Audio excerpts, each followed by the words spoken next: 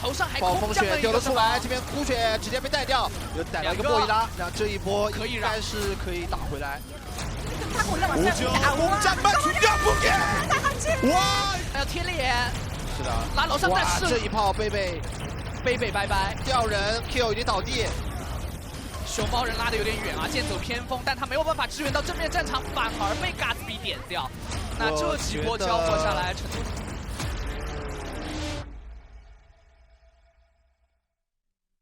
Hello everybody and welcome to the Overwatch League. Joining us here for the APAC matches of the night, of the morning. I keep making this joke every time I cast the APAC games, Josh. I can't stop.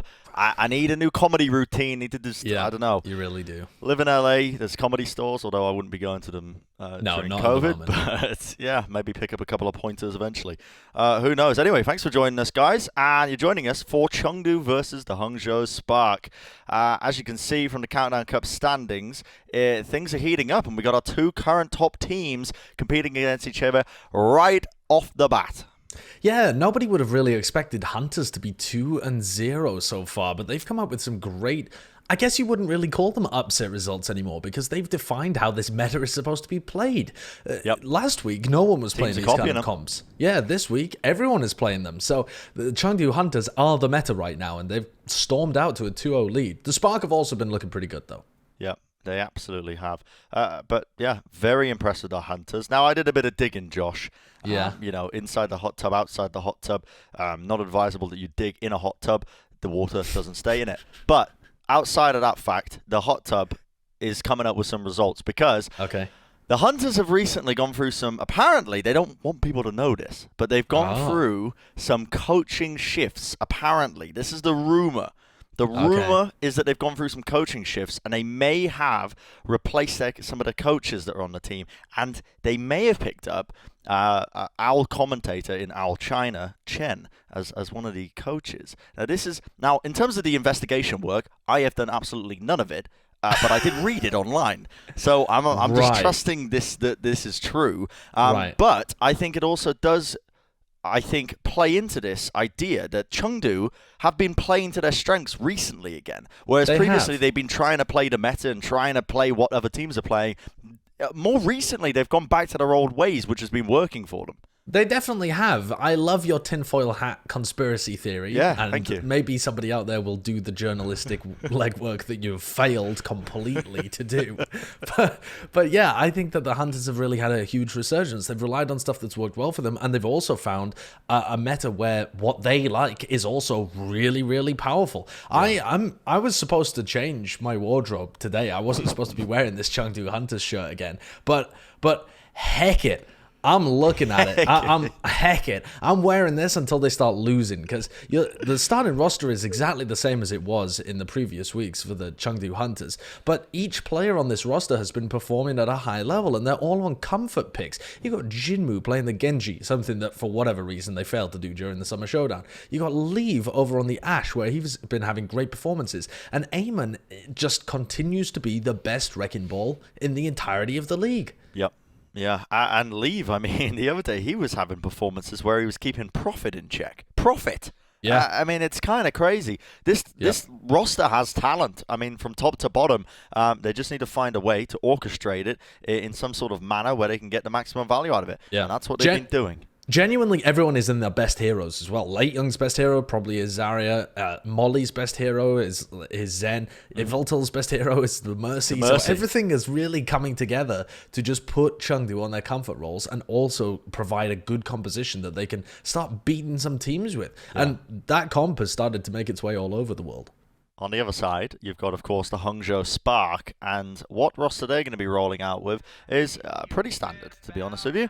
Godsby and Architect, again, this guy's Architect being one of the biggest pickups. He had a bit of a slow start when he came over to the Hangzhou Spark, but now he's starting to find his footing a lot more in this team. And I've got a personal pet theory, if you want to call it the tinfoil theory, Josh. But I feel like with Hangzhou, whenever they introduce new players into this team, new elements, it takes a bit of time to get the ball rolling, I think, because they're mixing both Korean and Mandarin, presumably, in terms of the languages and trying to find that communication structure. I definitely agree with you. That's borne itself out over every time that they've introduced a new player to the team, actually. Interestingly, QOQ is not going to be playing today. It's going to be Sashin that's starting, and Mika as well, which I think leads me to believe that Sashin and Mika are just better at playing the Zarya and the Mercy. That's what I would expect here, is that even though the Hangzhou Spark have been playing a lot of rush comps recently, I think that maybe this Chengdu comp is just too good. Like, the starting roster here for the Spark seems to suggest to me that they're not playing the rush comps, and instead they're just going for a mirror. Trying to mirror Chengdu is... I'm pretty sure there's a proverb there, because I always feel like it's a bad idea. You never really want to play Chengdu when they're playing what they want to play. And that's rang true, I think, for almost the entirety of this roster. I think early back in this season, at least when they were playing some of the Fire compositions, and teams like Guangzhou were trying to mirror them, very close games between those two teams. Very close games indeed. But we're heading into Oasis as a map, which sees a lot of verticality, a lot of close range compositions as well when you go over to University. But all around, you know, it's just a kind of varied map. I love to give you some stats, so I'm going to start it off with this one. The Hunters are 0-5 on Oasis so far in 2020. But if you remember, yesterday I said that the Hunters were 0-6 on Busan, and they ended up actually winning on Busan and taking the series in map 5. So the Hunters are just looking better right now. You can kind of take their previous results this season with a bit of a pinch of salt, because they're looking a lot better than they have done throughout the rest of 2020. So this could be the first time that they start out with a win on Oasis as well. 3, 2, well, we'll see. Chengdu Hunters versus the Hangzhou Spark. Roll out here. Lee will be playing the Ash. On the other side of things, got to be actually up to the Tracer. Signature heroes and his signature roles. A real battle of some of the best roles that these guys are playing here. Gushue going to be leading initiation. He's going to be jumping in. They immediately take out Lee. Lee was left out to dry there. There was no peel attempt. Really caught out of position, and he's going to be countering it up though by taking out Gushue. So still a winnable fight for either side. Back to that, removing the main tank is always ideal. Mayhem going to be leading it in with a power driver once more. Just trying to set up some of this, and they crucially stopped it so that the point wasn't capped up. Yeah, it was millimeters away from being able to be capped, but Architect now falling, and it looks like the Hangzhou Sparks' grip on this point is slowly going to be pulled away. Unless Gushue can turn this around, the diving has to be excellent, and Gushue's been punished twice now. But they do get the cap. City Center, when you get this first cap, you can often stall this out for a while, but given the picks that Chengdu are being able to get, they're crewing up so much damage as well on the opposition, it is just a matter of time most likely before they're able to flip this one back over into their favor, as they do just that. And, well, we got a pause, which means you're going to be seeing my face, and that's a really annoying pause because I need to clear my throat, so I'm going to mute my mic, and it's going to be on camera with me clearing my throat. Wow, that's actually quite disgusting. Lovely, thank you, Bran. The Hangzhou Spark are not deciding to mirror here, and it looks like Eamon's already ready, so I think this is going to be a very short pause. The Hangzhou Spark are not planning to mirror this composition. We were right saying that Sashin was in to play the Zarya, but Mika at the moment is just playing the Lucio, and the Hangzhou Spark are going for a Genji Tracer dive comp that has this Moira Lucio backline. This is what we've seen to be a very effective counter to what the Chengdu Hunters are running. Just off the top of my head, the San Francisco Shock, I think, tried to play a little bit of this. The Shanghai Dragons played some of it, and so did the Philly Fusion. This like backline that's much more difficult to dive. It is a much more difficult to dive backline, but the issue I have when you're running the Moira and the Lucio is that it doesn't really enable any sort of healing on the Genji or the Tracer. Yeah, I feel like there's no Harmony Orb that you can attach to a Tracer or a Genji to let them go off and do their own thing. It's quite difficult for them to get value out of it. On top of that, Vegeta as well, really good with the armor packs. But regardless, Hangzhou Spark going to be opting to still run with this composition, and why not? I mean, they've built up the Coalescence, they want to be trying to get a bit of value out of this. Godspeed could be... Oh, this could be sneaky, but he's going to have to use the recall just to get out of there. The mines were unloaded there by Eamon, so it's going to be preventing the retreat, and Architect falls again. That was a damage boosted headshot from Lee. Jinmu opting to use the blade, goes straight in, will get taken down, hosed down by the Coalescence. Godspeed trading it out as well by bringing down Eamon. And Eamon gone means that this comp has a lot less staying power. Still, Lee wants to commit Bob down. Mika gets set up into the air. Lee takes him out. The res on the Jinmu. Chengdu want to be staying into this fight. They're going to be committed. Now they're going to be pumping in the damage from the high ground here. Lee has forced them off almost single-handedly. Mika has a sound barrier to be able to try and engage with here, but it's not really that useful on a map like Oasis City Center. There's just way too much high ground. So even if you sound barrier in, you can't really pen the Chengdu Hunters in the corner. The map is too open for it. So I struggle to see a good opportunity for the Hangzhou Spark to get back into this. Maybe a great grab and then force out the trance, but... Oh, no. What? The mid-air graviton? Or the... Okay, why not? Just sucked him up and prevented the blade from getting any value whatsoever. Gushwei, okay, he's decided that, you know what, I've actually had enough of this, guys. He will go AFK in the middle of the fight, but that's okay. Still, the fight continues. Hangzhou Spark seem to be winning this one. Molly and Leaf go down. Now the Graviton Surge is going to get committed on top of that. Sashin looking to see if he can seal the deal. Gushwei's back as well. Good to see, but not before the Chengdu Hunters get 99% on the capture, which is ideal for them. One team fight away from winning out this round. Hangzhou Spark have got a bit of an uphill battle. A huge uphill battle. They expended 5 ultimates to be able to get that. The sound barrier to go in, the Dragon Blade to force out the Transcendence, then a grab to finish off the fight. But Primal and Cole were used just to keep the other players alive. So this is a rough situation to be in. The benefit, though, is that this point is really easy to hold on to. They have to get aggressive at some point. Owen with Mika going down, that's not a great beginning. They cannot give Leaf the space to get these picks. Mika went down and Godfrey almost went down as well. Luckily, a lot of aggression comes out from him. You see that the support line of Chengdu goes down. Eamon though with 2 kills. What? He might have just sent them into the cars, into the traffic. I don't know how he got that one, but Jinmu also just making some plays. A reminder, Chengdu have no healers. They've got no supports up right now. Now they're going to be running back into the fight, and the longer this goes on, the better it's going to be for Chengdu now, because the supports are back in, and Jinmu has a blade. He's going to be opting to use it here. As he goes in, gets a kill. I mean, that's better value than most people were expecting. Finds a second one.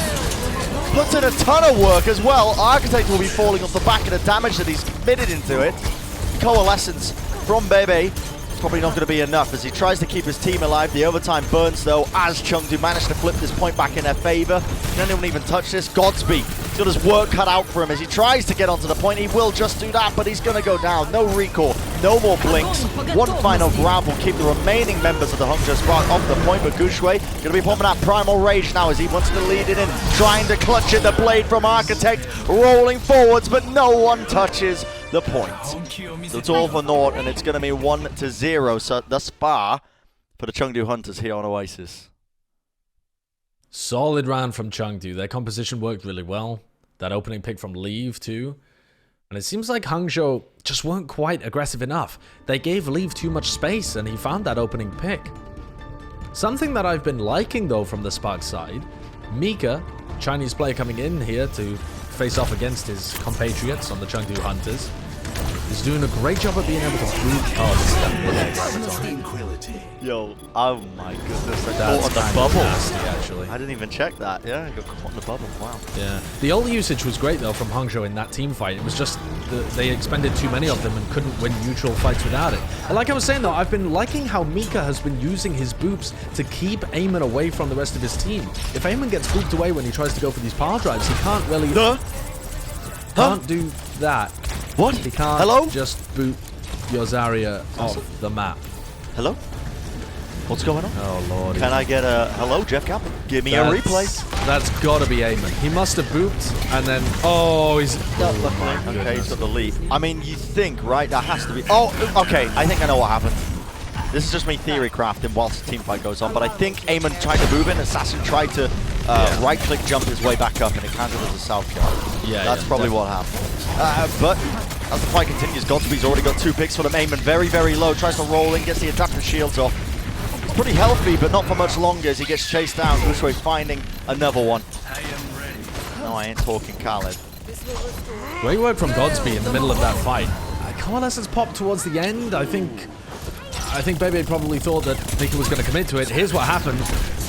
Look, that's a really nice boot from Mika, but then Sashin is just late to the party. Okay. He tried to right click, just, wow, I mean, futile, but that's why it counted as a self kill. Okay. Don't worry, chat, I'm not plat. Actually, I am, but conversation for another time. Chengdu going to be trying to lead into the fight here once again. Look at this, the blade from Jinmu catching them up. That was a Pretty nice play from him, finding a lot of damage and just getting a bunch of kills on top. Look at the mechanics. Jinmu, gaming Warlord, and I've noticed as well recently a couple of people using the term Warlord in their cast. Now I want to claim trademark on that. I feel like I was the first one to start using the word Warlord to describe some of these players, you know? Well, yeah, you specifically used it to describe Sparkle, and I feel like it loses some of its meaning if you call everyone a Warlord. But Jinmu just then, that was pretty clean, like the 180 right. It was pretty good. It was really good. That's a Warlord level play. Okay, alright. We've got some kind of tier structure assembling here. Godspeed's been good in these fights so far. Not a natural Tracer player, but he's holding his own and finding picks when required. Hangzhou are getting up to a lot of ultimates, but they need to be able to get in. Oh, the damage coming out in the minefields. Yeah, Hangzhou are going to find it a little difficult to navigate this point. Yeah, good luck if you're Hangzhou trying to aggress onto them here when the mines are out and Bob's out. Like, it's pretty awful. Sashin's caught in a corner, but do they burst him down? He's so low. Eamon brings him down 96% to the grab. That could be huge. And Architect goes in for the blade, but he can't get anything. It was a zoning grab, quite literally. He couldn't dash in to try and get any sort of kills. But Gushai with the Primal Rage. We've seen him clutch these up before. I thought he got it there. Snow, almost, but not quite. Still goes in. That's a ton of damage to put onto Evital. Almost brings him down. Evital's trapped in the corner. He just gets beaten down. The Winston punch, knocking him out, and they flip the point over, but Gushai will go down. A scrappy fight, but I can't help but feel that Chengdu is the one who's coming out on top. Yeah, definitely. Even though the point's gone in favor of the Hangzhou Spark, Chengdu have just been able to find all of the position there. Eamon just hanging around underneath is so distracting. They're wasting so much time trying to deal with him and the chaos that he creates in the midst of these team fights. And now Chengdu are up to 95%. Hangzhou are going to be hard-pressed to touch, never mind win. Yep, 99%. Can anyone even get close? Someone's managed to touch, which is the good news. The bad news, they've already lost 3 players, despite the best efforts of Sasha to grab it on Surge. Nothing can really follow up off of that. Gushai will try his darndest, but not enough. And off the back of this, it is just inevitable. But the Chengdu Hunters are going to be taking map number 1 of Oasis. And it's shaping up to be quite the compelling series. The Chengdu Hunters potentially leading the meta right now in terms of the teams and the strength of what they're really running. This is quite impressive. Brent, dare we say the number 1 seed coming into the Countdown Cup? Could be. Could be. How ridiculous would that be? After being the bottom team in Asia, beginning this tournament qualifiers at 5-14, they are on track. If they can continue this kind of performance, it seems like Hangzhou have a theoretical answer, but it's not actually working in terms of the execution so far. Listen, all I'm saying is I ain't taking this top off because Chengdu is still winning. That's what it is. You're not going to remove the top until they lose? I'm not going to stop. I'm not going to get rid of this top until they lose. I mean, I might be wearing it for the next month. All right, well, we know where your girlfriend's loyalties lies, probably in the side of Hangzhou Spark, so you actually do take it off. Anyway, we're going to go to a quick break. When we come back, we're going to have the rest of the game. Of course, a quick little moment of respite for you to grab some drinks, some snacks, whatever it is. We'll be right back, and when we come back, we'll have the game on your tellies. Don't go anywhere. The Overwatch League is brought to you by Pringles Wavy. Big crunch, big flavor. And by Zip Chair Game, the official chair supplier of the Overwatch League.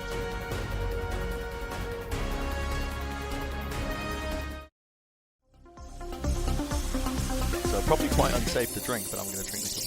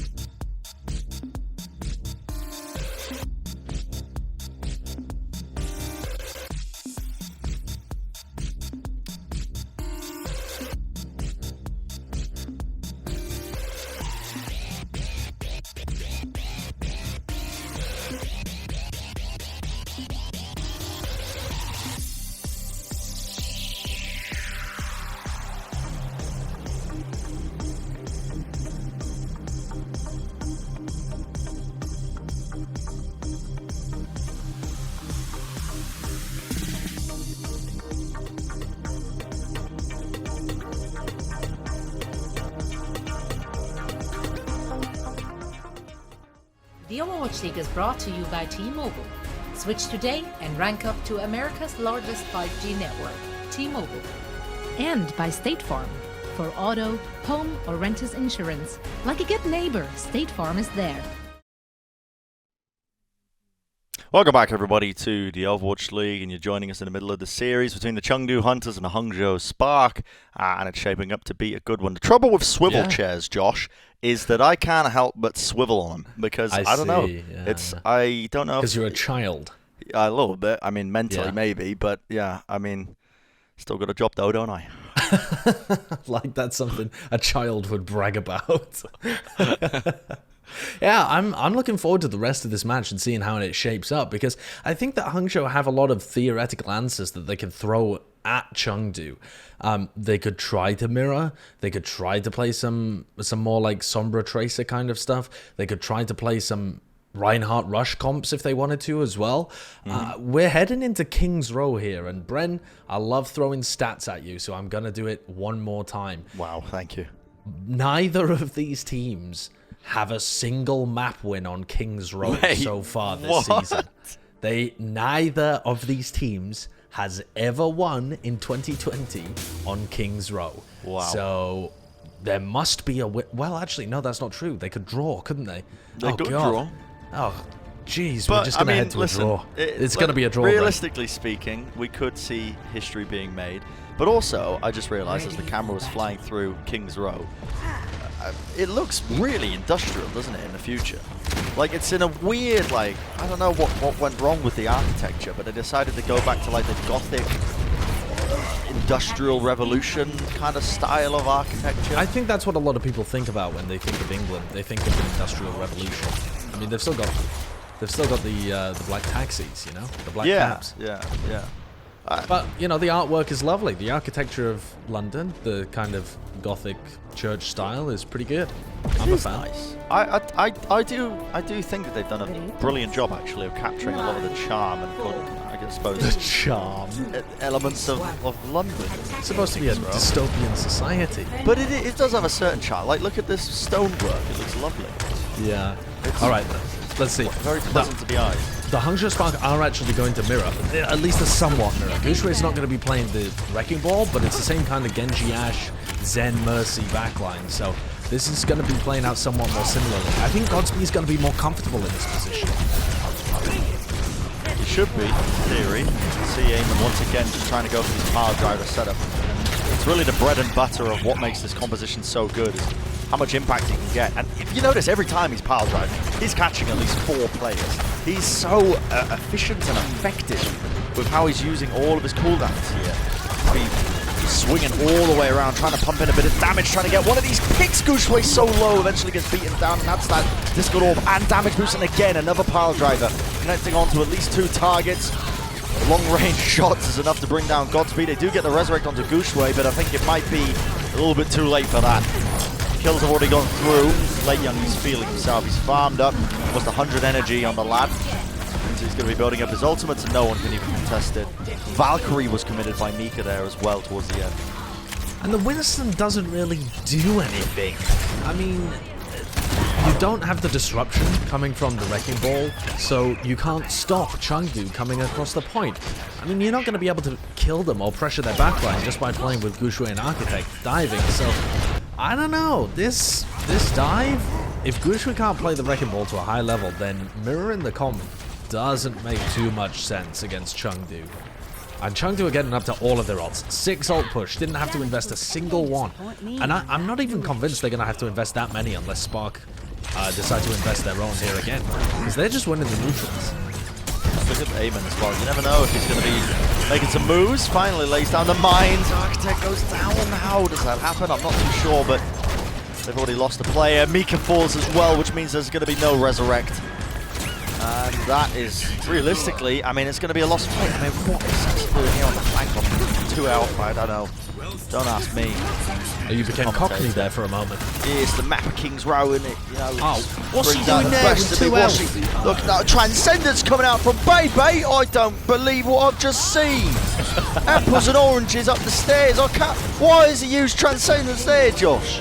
I don't know why he's used Transcendence there, because he was pressured and he didn't want to give up his life. But that's incredibly confusing, I'm not going to lie. They've been set up in an even worse scenario because they couldn't contest checkpoint B anyway. This is a steamroll forwards. This is absolutely blistering World pace, record. and Godspeed dies again. This could be on record pace. Yeah. Could be a 112. Grab comes out. An Architect is a zoning grab, but it works. The only target he can go for is Eamon, and he's got so much health towards him. Guangzhou had to back away. Finally, you see the Graviton Surge come out on the side of Hangzhou.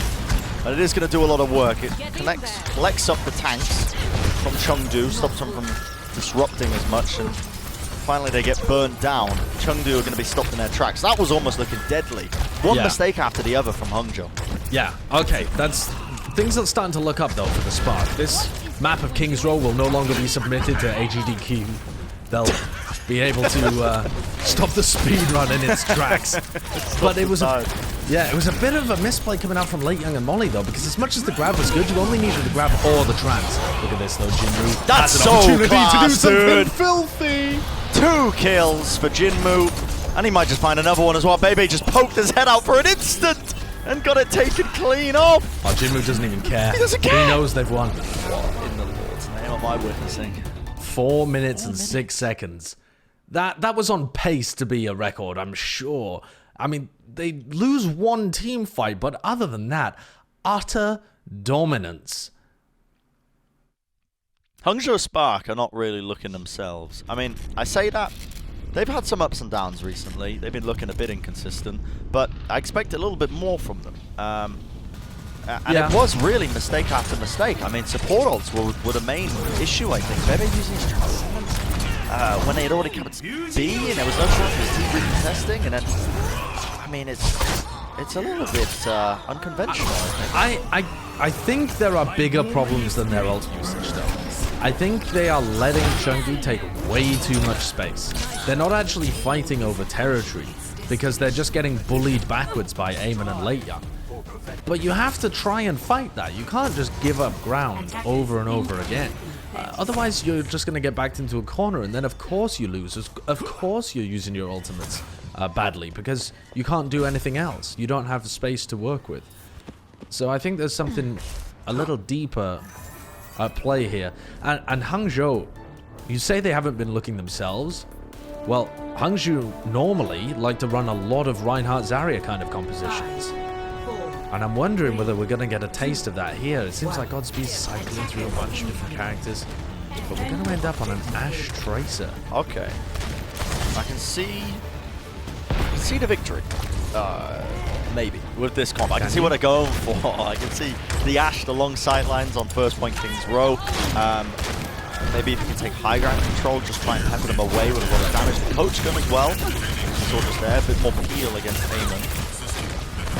But it is a difficult ask. Hangzhou in position here though. Eamon very low. Eamon very low gets just whittled down from afar. So that the composition is working. The damage boost, the Discord Orb. They remove Eamon out of the fight, and now Late Young, he's just split off. He's on an island. He's by himself.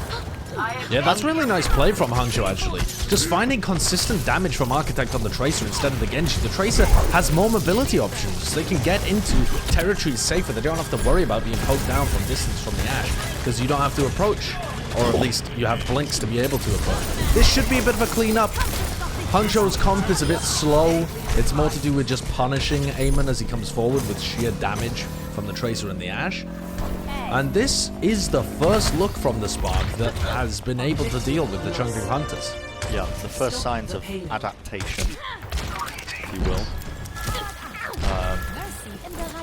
That's a good one for Hangzhou, because it means we're going to have a bit more of a competitive series. A little bit worried that we might have been some 3 Overwatch, you know. We've been seeing a lot of that in North America today.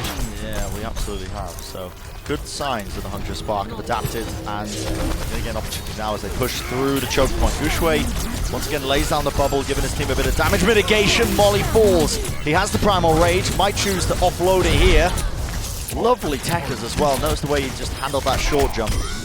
It will go over a lot of people's heads usually, but Guangzhou just makes it look pretty stylish.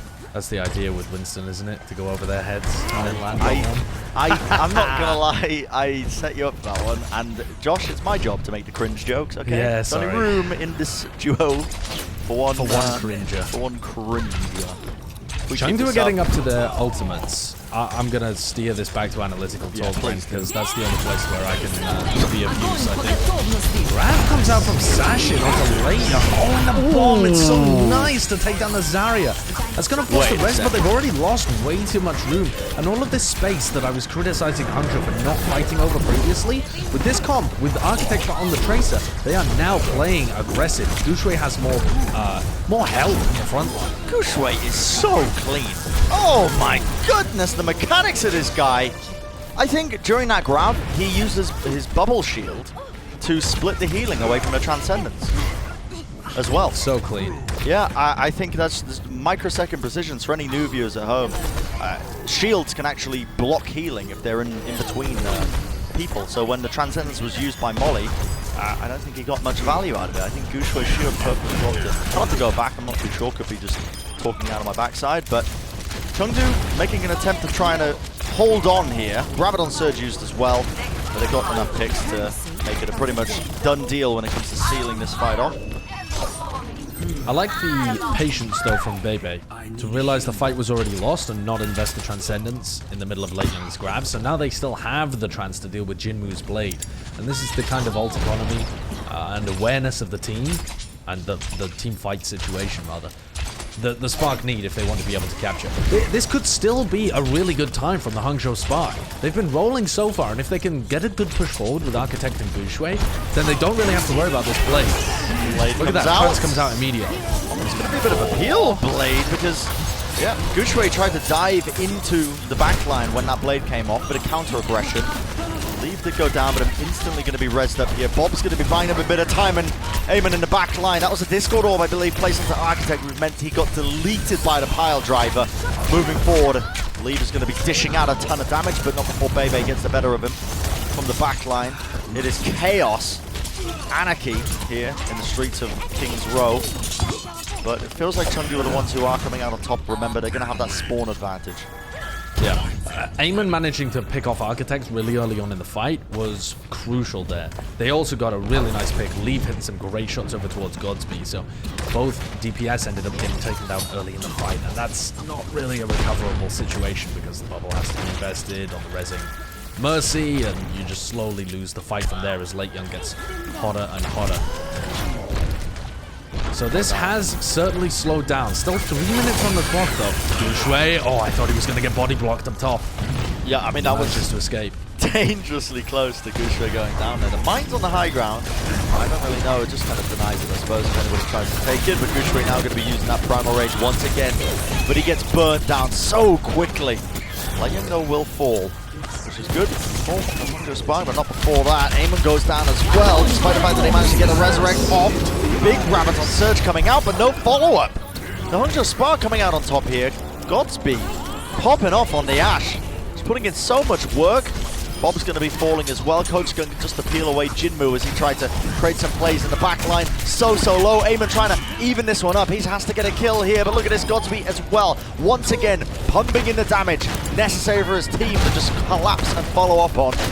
Finding the opportunities to work with here. Late Young making the switch over to the Roadhog. He's going to try and contest. It's really got nothing to work with. Jinmu now moving with the Blade. The hook. Late Young moving, Sashin off the edge of the map. Oh, no. Don't tell me they're going to be clutching this one up now.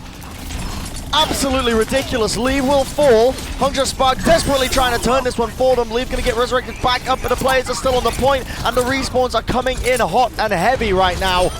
Molly killing Architect, which means that the Hangzhou Spark, they're going to still try and play this, but the Chengdu Hunters, they fully respawned.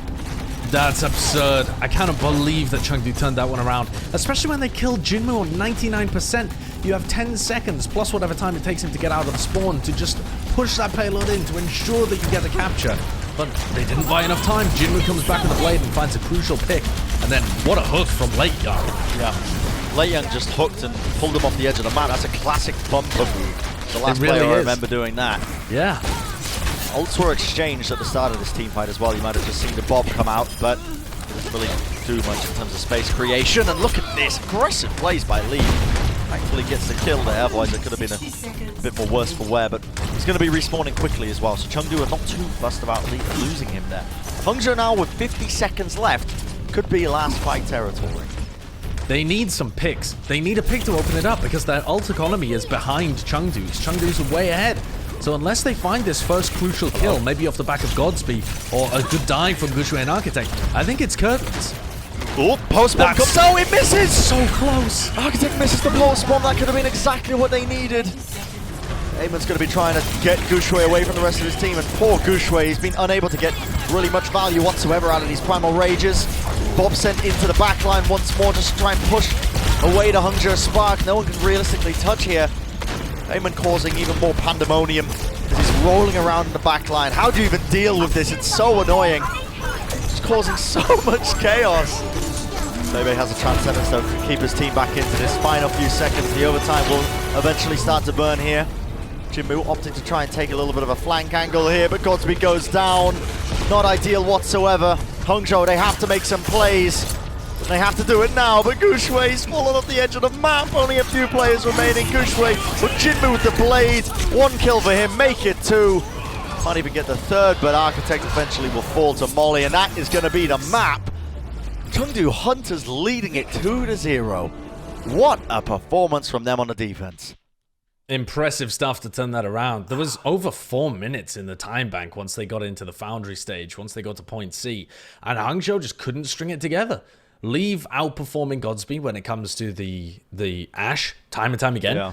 And then even though Architect and Gushue worked pretty well together in the majority of that map to find dives, once it got into the narrow confined areas at the end where the streets phase narrows in and gets very claustrophobic, the Tracer and the Winston just couldn't find opportunities. They couldn't control the high ground. They couldn't push their backline into position. Eamon reigned supreme. Yeah. So we find ourselves with Chengdu Hunters up 2-0 at the half. Quite a gobsmacking performance, I think, from Chengdu, and they might just be the best team that we've seen thus far. Might be our #1 seed coming into the Countdown Cup. We're going to break this game down and a little bit more as well when we come back from the break. Do not go anywhere, guys. When we return, our expert analysts are going to be giving you all the information juice. Coca-Cola is the official refreshment of the Overwatch League.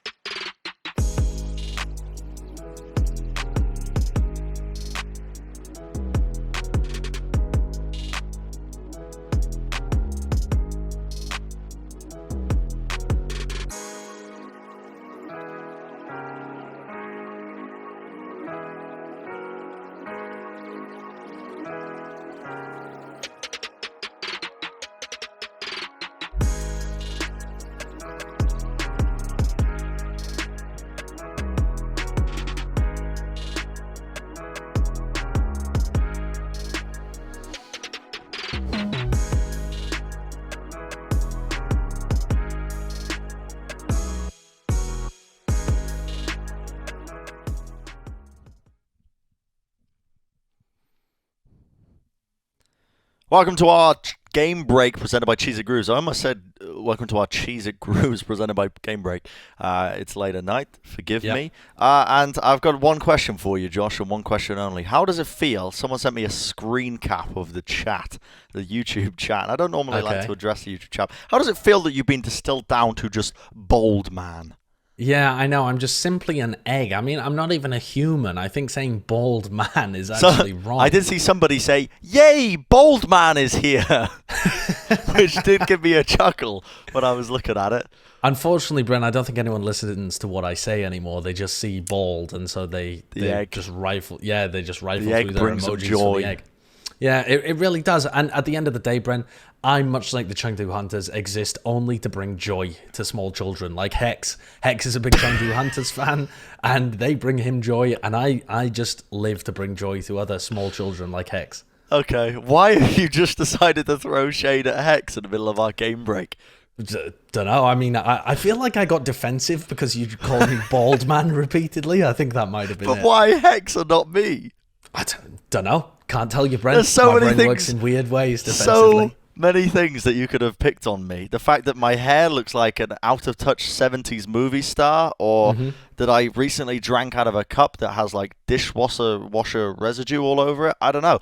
You could have gone anywhere. But could have. What I realistically want to know, Josh, as well, is the details. Give me the juice. Break it down, because I promised the people before the break that we were going to bring in them the juice and the analytics. What have you got for us? Here's some juice. So the Spark... For the crunch time, presented by Cheez It Grooves. Yeah, this is for your crunch time presented by Cheez It Grooves here. The Spark are 5-0 all time against Chengdu Hunters. This would be the first time that the Spark have ever lost to Chengdu. So unless they can somehow pull out the reverse sweep, that curse is going to finally be broken. Chengdu are looking really hot right now.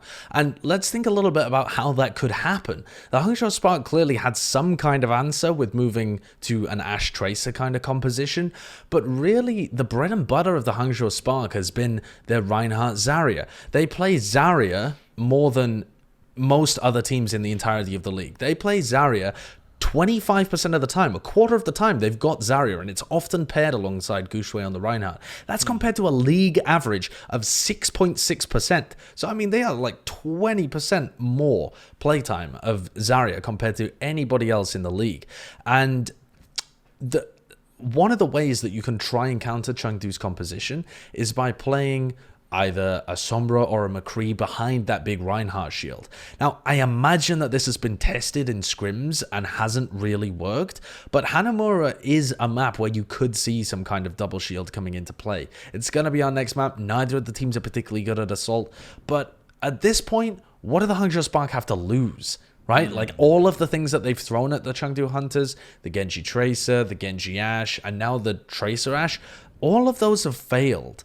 And so they need something, some different answer. And Hangzhou's maybe the only team in APAC that I could see trying to run a rush composition, but they've done it in the past, so they could try it again here.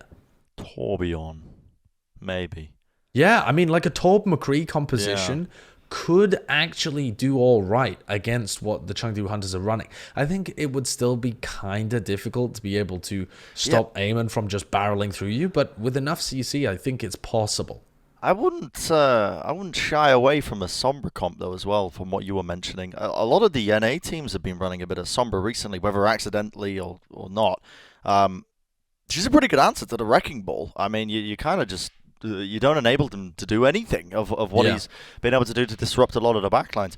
We'll see, though. We'll find out whether or not the Hangzhou Spark can bring it back, or is history about to be made? Are the Chengdu Hunters about to get their first win against the Hangzhou Spark?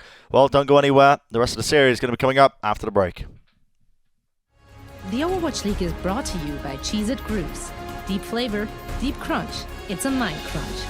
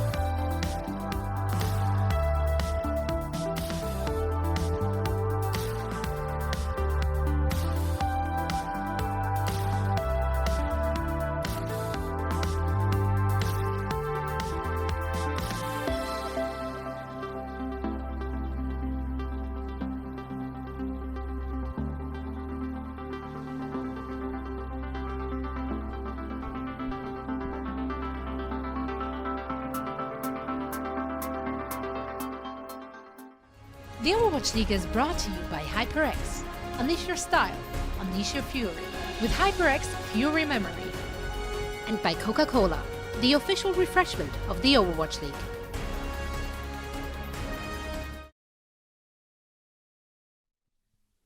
The Chengdu Hunters are one map away from completing history. Let's face it here. They've never beaten the Hangzhou Spark over the course of their entire existence as an organization.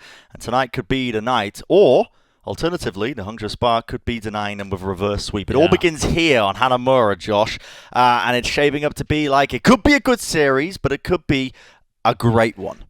The Kings Row game gave me some kind of feeling like the Hangzhou Spark can definitely hang. They just need to tweak a little bit more. I mean, clearly they flopped on the defense, but their attack looked great right until the end. And those final 4 minutes, they just fell to pieces. So I do believe in the Hangzhou Spark. I think that this is purely a theory crafting kind of issue, like a finding the right answer to what the Chengdu Hunters are running. I don't think it's an execution kind of issue. So if they find the right answer, then I think we could be in for a very competitive series. And we've already seen that earlier on today. I mean, we saw a brilliant series between the Gladiators and the Philadelphia Fusion earlier, where Philly had to adapt halfway through to a composition that they had never used before and just kind of wing it. They just improvised over the course of the second half of the series, and it worked. They got the reverse sweep, load of clutch plays in the middle of that. We could be looking at the same kind of thing here. It's unlikely, though. Reverse sweeps, by their very nature, are pretty unlikely to actually happen, but Hangzhou Spark are a competent team if they can figure out the answer. And it looks like they're going with the Tracer Ash again. It was the thing that's got them the closest. Peace be upon you. Greetings. Yeah, we shall see how well it's going to work. Theoretically, the same reasons why it worked on the first point of Kings Row should work here on Hanamura. It's quite open. You can punish Eamon when it decides to go in.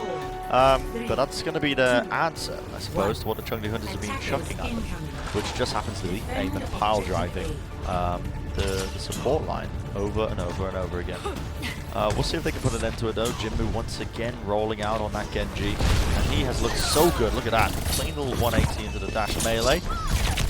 Just enough to force the high ground and gain control of it, but he's been leapt on, I spoke too soon. Guangzhou puts an end to his little reign of terror on the top ropes. Now he's going to be looking to lock down the choke. That Winston bubble melted immediately. Just pushing into the Zarya and a leave when he's playing the Ashe and Molly as well, just pumping out so much damage. Hangzhou need to play aggressive here, though. It's something that I was saying on their Kings Row defense. They cannot give too much space to Chengdu. You can't stop Eamon, but you can stop the rest of the team following Eamon. And Eamon is looking to, again, he's not even, you notice he's not even doing damage. He's perfectly happy to just keep them guessing in terms of his positioning. And that's exactly what you got to do to him. The Discord Orb comes down, they hunt him down immediately. Chengdu not really taking advantage of the space, but finally now going to be starting to walk through this choke point. Even though quite low here, splitting up, starting to get some bodies onto the point as well. Godsby will fall.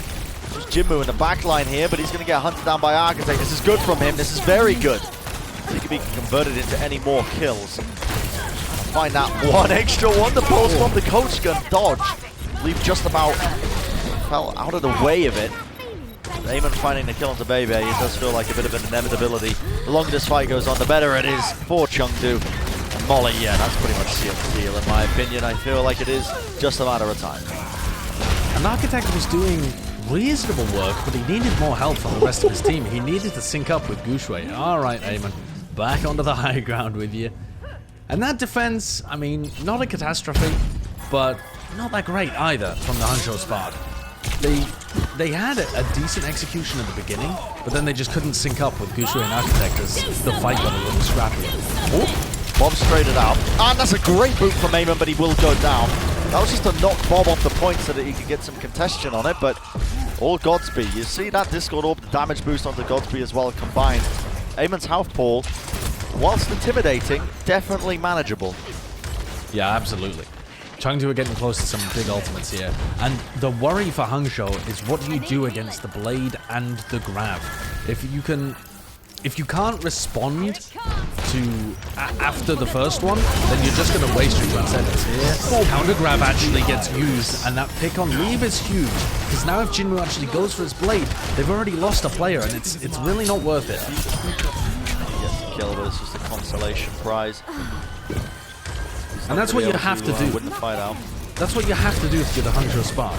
You can't allow yourself to just sit passive and get grabbed and then bladed afterwards. You need to do something. You need to be proactive after one of those ultimates is used so that you generate yourself a pick and advantage in the team fight. Architect tries to spot away the ball, but can't quite manage it. Yeah, Eamon. It felt like Eamon just died in that fight. He's immediately back. He's so fast. He's so fast. And Jinmu is going to be here with a free blade as well. They can go for a Valkyrie blade, and they'll be in a pretty good position. Shields come through. So much work. Dash and falls. No more dash for Jinmu, which means he's hunting for somebody, but he's caught in the corner. What can he even do here? Has to use the deflect onto Bob, but he's going to get taken out by Bebe from on high. And this is great from Hangzhou. They're able to effectively spot out what the Chengdu Hunters are trying to do here. And they're playing aggressively and reactionary in a way that these are the kind of adaptations you need to see from Hangzhou if they're going to be even beginning a reverse sweep, even the concept of it. The adaptations, they don't come in the form of composition switch up, realistically speaking. They played the Ash Tracer before, but they're changing up their playstyle. Yeah, definitely. Taking that much more aggressive. When Jinmu went in, Gushui and Architect pushed their support line so that they couldn't give any support to Jinmu. And that's a nice shot. Take the Genji down immediately, but also take him down in a position where he can't be rezzed. And also, Eveltal's had to swap over to the Brigitte anyway to try and deal with Architect. So, Eveltal's not even got the Resurrect available in these fights. Now, every single pick that the Hangzhou Spark can get means that much more. Yeah, and it's pretty good. Architect is poking in the back line. This is kind of what Eamon has been essentially doing this entire time. Leaf farms up the Bob, which is going to be sent in, and that's going to be getting a tick at least, because Eamon's going to be joining him on the sidelines. They can't quite bring him down.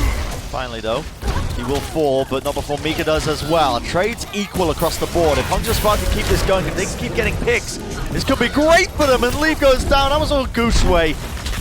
Juggled him into the corner. Might even get a second one here as well. Molly is caught out of position. Wonderful technique from Gushui once again. And the longer this fight goes, the better it is for the Hangzhou Spark as their spawners start to come in. As you can see, what was looking like an okay fight for Chengdu just turned around on his head instantly. And Chengdu's comp isn't that great at winning huge team fights. They do have the grab and the blade, but they need to force out Bebe's Transcendence somehow, and Hangzhou have to have all of their other ults for too. So Chengdu might find it pretty difficult to get in here. Their comp just doesn't deal that well with Hanamura point B. I'm trying to think about the best ways for them to be able to deal with what Hangzhou are running, and I think it's just more of this exact same kind of stuff. Eamon bashing the backline, try and get a grab out and see if Jinmu can just clutch with his blade. But the blade isn't gonna have that mercy anymore, so it just gets tougher and tougher. Really difficult. You can see the grab coming through. That's an instant team fight win for the Hangzhou Spark. That is beautiful. That's these proactive plays on top of just being reactionary to what they're being thrown at. This is what's needed. This is what was needed. And now moments away from Chengdu Hunters not even being able to get this second checkpoint. Beautiful work from Hangzhou. Yeah, really good strategical adaptations from the Hangzhou Spark on their defense here. Considering that they got rolled defending with the exact same comp on King's Row, this is looking so much better. And now we're in final fight territory. Late Young and Jinmu with big ultimates to work with, but they can both get countered by Bebe's Transcendence. And Architect is again trying to take matters into his own hands. Grab gets used pretty early on here. Post bomb into the backline. Molly falls. 92% to the Transcendence. What a pick off here for Architect. Wonderful work at Gushui. What is that? Just knocking them into the backline here, but no one can even touch it. They're so focused on the backline that... Where is Jinmu going? I mean, I think he must have given up. No, I mean, he literally bladed back towards his own spawn. This is why... Yeah, I think he was trying to focus on Gushui, but maybe didn't think that he would be needed to touch. I'm going to excuse him a little bit there. I think they just realized that fight was unwinnable. They'd already lost 2 players, plus their Transcendence was down. Flashback to when, do you remember Defran with the blade on Oasis? Yeah. Iconic moment. That really was an iconic moment before the Overwatch League. Yeah. Quite a long time before, actually. I think that was during a monthly melee of some time. Some uproar like that. There was. Look at this pulse bomb, though. Architect, these are the proactive players we're talking about. Yeah. You've got to make plays against Chengdu's comp. Put them on the back foot. And with the backline dead, I mean, what was Jinwoo really supposed to do? And this is where Chengdu have been getting a lot of their wins, I think, as well. It's because they've been playing this hard and fast composition where they're constantly being the aggressors, creating space, creating opportunities for themselves to just jump on. The Hangzhou Spark have kind of given them a taste of their own medicine, which I think is something that you need to do. Seoul tried to do it last night. Seoul tried to, play aggressive against it, to try and counter it. But it didn't work out in their favor. This time, though, Hangzhou Spark, they've got the coordination, I think, that's necessary to try and shut down some of this, some of the anarchy, some of the plays that are coming out from Chengdu. 3, 2, 1. Chengdu also responded to Seoul's counter picks by moving Leave over to the Tracer and just playing even more aggressive themselves with the Genji Tracer dive. So we might see that counter adaptation come out of Chengdu at some point tonight, if indeed the Hangzhou Spark are able to win this map and continue the series going. Molly really weak, but it's Leave actually that gets the first pick onto Godspeed, who will be res just outside this first choke point. But that means that Guxui's got less room to be able to work with. He's just goes down. Yeah. No res available. Sidelines. And Sashin's going to get body blocked as well. That's going to be a kill. Okay. So, yeah, the Hangzhou Spark. Now, okay, that kill onto Molly is quite good, but the resurrect right? from Ivadil, if they manage to bring down Ivadil, it could be good, and Ivadil goes down. What a pick from Godspeed. That's going to deny the resurrect, and now this is so winnable for the Hangzhou Spark. I do not see a scenario where they don't win this now. Yeah, both supports taken out. This should be simple for them. Unless Chengdu can pull out something ridiculous. Oh, but the Spark are waiting. They are taking a while. Just making sure that their entry is really safe. This is going to push Leave out of position. It is super slow, but they found the picks. Jinwoo's falling pretty weak here. Nice. Not bad. Somehow Ivadil kills Sashin and gets the res onto Late Young. I actually think they might turn this, Josh.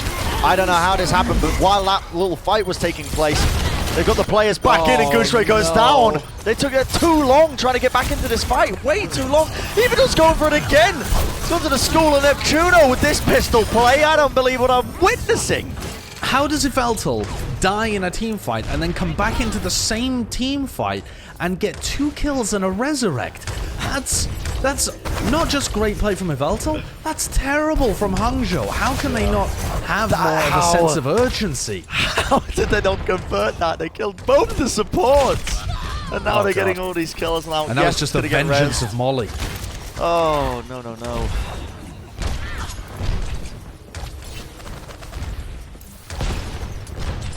What do you do in this scenario here? Leave with the Bob. It's going to be able to stop any of the aggression coming out. See, this blade comes through from Architect, but he dashed into the wall. He doesn't have another dash, but that's going to give him the reset. Straight through, and oh my goodness! Molly just built up the Transcendence, I believe. Enough to save him, enough to save his team. Leave getting resurrected up as well, which means he's pretty much never left here. Guxui. Nice skills there.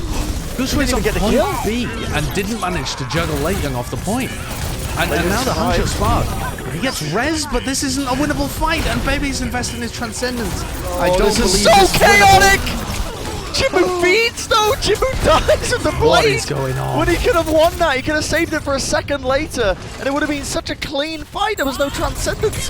This is chaos, but still winnable. Bob is going to be sent onto the point. The Graviton Surge. Can anyone follow this up with any sort of damage? They do, but Godspeed with Bob from afar has collected so many kills here. Architect has to recall. Guchui's on the point. He's going to be building up time. Evil's going to try and get the res off, but he's on 50 health. Dodging, juking, zipping sideways every single way that you can think of. Healing his team up. Jinwoo with the clutch play takes out Godspeed. And now they're looking for even more opportunities to go in here. Jinwoo still alive. The right clicks are here. It could be clutchable. Avon back in with the mines once again. Hangzhou Spark, they were gifted an opportunity when that blade was whipped from Jinwoo, but it's fallen to pieces like sand in their hands. Sashin will fall. And Jinwoo with the follow-up again. Hangzhou Spark with only 15 seconds remaining, Josh. Have they just thrown it away? They have completely thrown this away. There's no way that they get back into this. I mean, outside of Gushue just getting a 6k with his Primal Rage, I don't see how this is particularly winnable. Leave is back in on the Tracer as well. Can anyone even touch? No! That's the series! Tragedy. That's an absolute tragedy. I mean, Chengdu I'll tell you Hunters exactly take what it. happened though, Brent. I'll tell you exactly what happened. The Hangzhou Spark failed to win that team fight when they killed both supports, and they boomed themselves completely and utterly. Every fight after that was just pure chaos. Just Hangzhou running in all over the place, trying to get kills, trying to clutch it. Pure individual skill, no attempt at even coordinating whatsoever. It just became absolute anarchy after that failed team fight. I think you got to give kudos there to Chengdu as well, though, to be able to find those winnable moments in that chaos. That's what they love. It's what they revel in. It's the style of play that really suits them. But really, Hangzhou, multiple opportunities to try and turn that away, but they couldn't quite grasp it. The opportunity was there. That was where the reverse sweep was going to be beginning. But Chengdu Hunters sealing the deal, and now that brings us to our player of the match. Of course, it's going to be Jinmu, this guy. Again, Supreme Mechanics Warlord. I'm going to be gifting him that title. You know, I gave it to Sparkle, I gave it to Jinmu. Bestowed upon him. I'm still in a little bit of shock there. I mean, that's just not what I was expecting. Jinmu found some great opportunities to turn things around, but Hangzhou Spark, they got in their own heads massively. Just when they had started to figure out how to play against Chengdu Hunters, they make some large errors and it all snowballs out of control for them. They just completely lost their control of the game at the end of Hanamura, just when they felt like they were starting to figure out how to beat the Chengdu comp. And that, I think, also showcases how much mental resilience these top teams need to be able to pull off stuff like a reverse sweep. You know, when you see attempts collapse in front of you, it just makes the times where teams pull it off, like Philadelphia earlier on today, that much more impressive. Yes, yeah. I mean, you have to keep it going for when you're on the back foot for the entirety of the series. And Hangzhou Spark just could not quite manage it here today. But don't want to take anything away from Chengdu, because that was a series that they just won for the first time ever against the Hangzhou Spark. A lot of first times as well. They won King's Row for the first time. They did. And most likely off the back of this win, they're going to be having a look at, or they're going to be eyeing up that number one seed spot now for the Countdown Cup. So they're very impressive.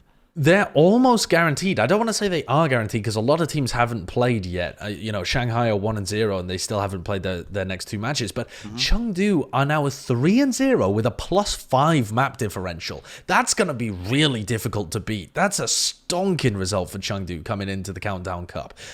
It is going to be a very different meta because hero pools are going to be out. Yes. But Chengdu have showcased that if they play to their strengths, they can not just win matches, but they can revolutionize meta games.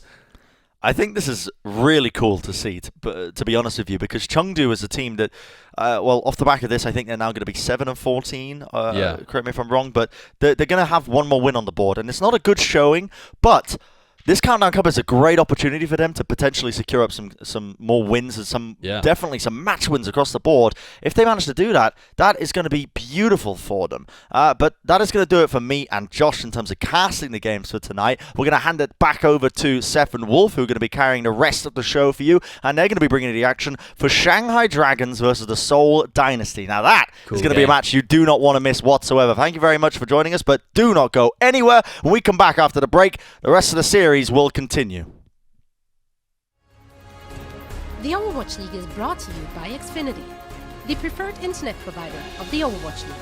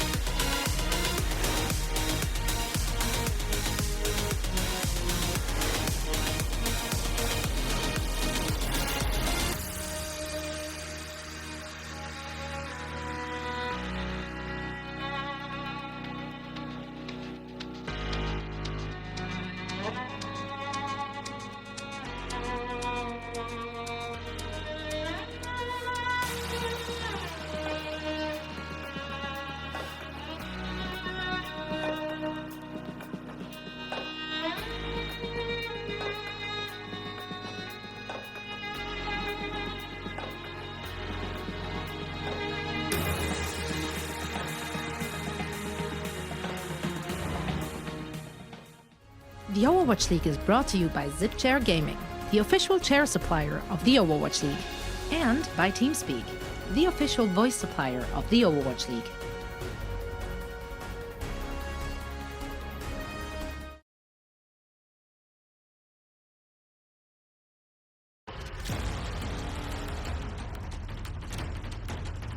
보여주네요. 한 명이 본인의 목숨을 던져서 버프를 돌리고 有了冰箱之后有爆魂，但是能不能放出来？强姐没问题，结构와 근데 문제는 이거예요. 문제는 이거거든요. 자 윈스턴 복제고 들어오는데 블록이 놓칩니다. 而且后面是这个 Fleta 的托比昂绕了。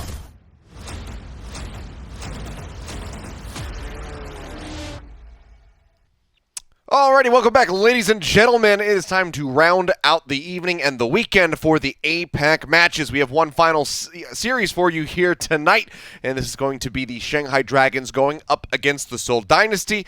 Another rematch here between these two squads. We saw them face off in the final of the May Melee. Shanghai were able to take that, and they've been able to take every other time that these guys have really squared off against each other. And Wolf, given Seoul Dynasty's current track record, it's not looking great for them. Yeah, I mean, this could be another one-sided match. I mean, Chengdu is on a roll. They're on a tear. They just took another 3-0. Now we're no kidding.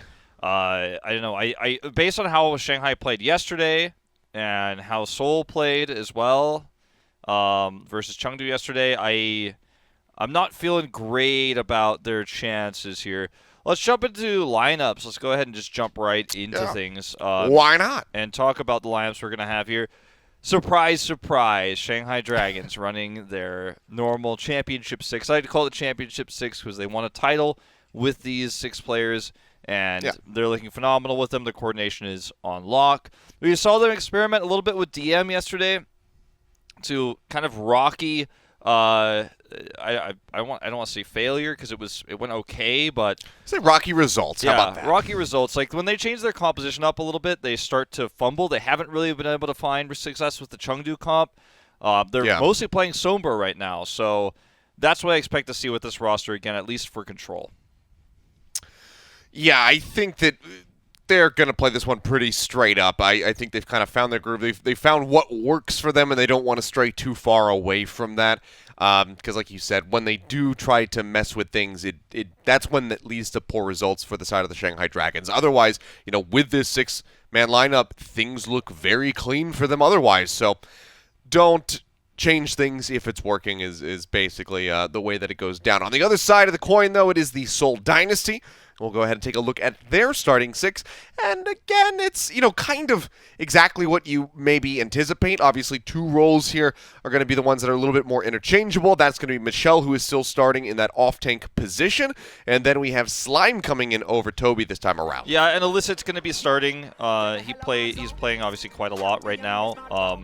He has a pretty overlapping hero pool with Prophet, but he's able to play Genji to quite a high level. If you're going to be running 2 sort of flex DPS roles in your composition, this is the lineup that you want. Everything else makes sense. No creative, just going to be Badoshin again here for Seoul Dynasty. It's not changing up too much, not trying anything crazy. I personally have been preferring the Michelle lineups over some of the ones we've seen with Marvel and Gesture in the past. Yeah. So I like this lineup. I think it makes a lot of sense. I hope the performance can live up to, the players that we see in this list, because unfortunately for Seoul Dynasty, it has been a long, hard road this year towards trying to hit that top level that they've been looking for now 3 seasons, really. I mean, every year they've had an incredible lineup. This one, arguably even the strongest of the 3, and it's just, they haven't worked out the success part, right? I mean, on paper, you look at it, you go, this is a team that cannot fail, too big to fail, right? But Shanghai, massive favorites coming into this one. Yeah, they absolutely are. And I mean, not to discredit what Chengdu is doing right now, but I feel like if you're a team like the Seoul Dynasty, given the amount of veterans that you have on this lineup, you take a look at Chengdu Hunters and where they're at currently, starting 3-0 right now.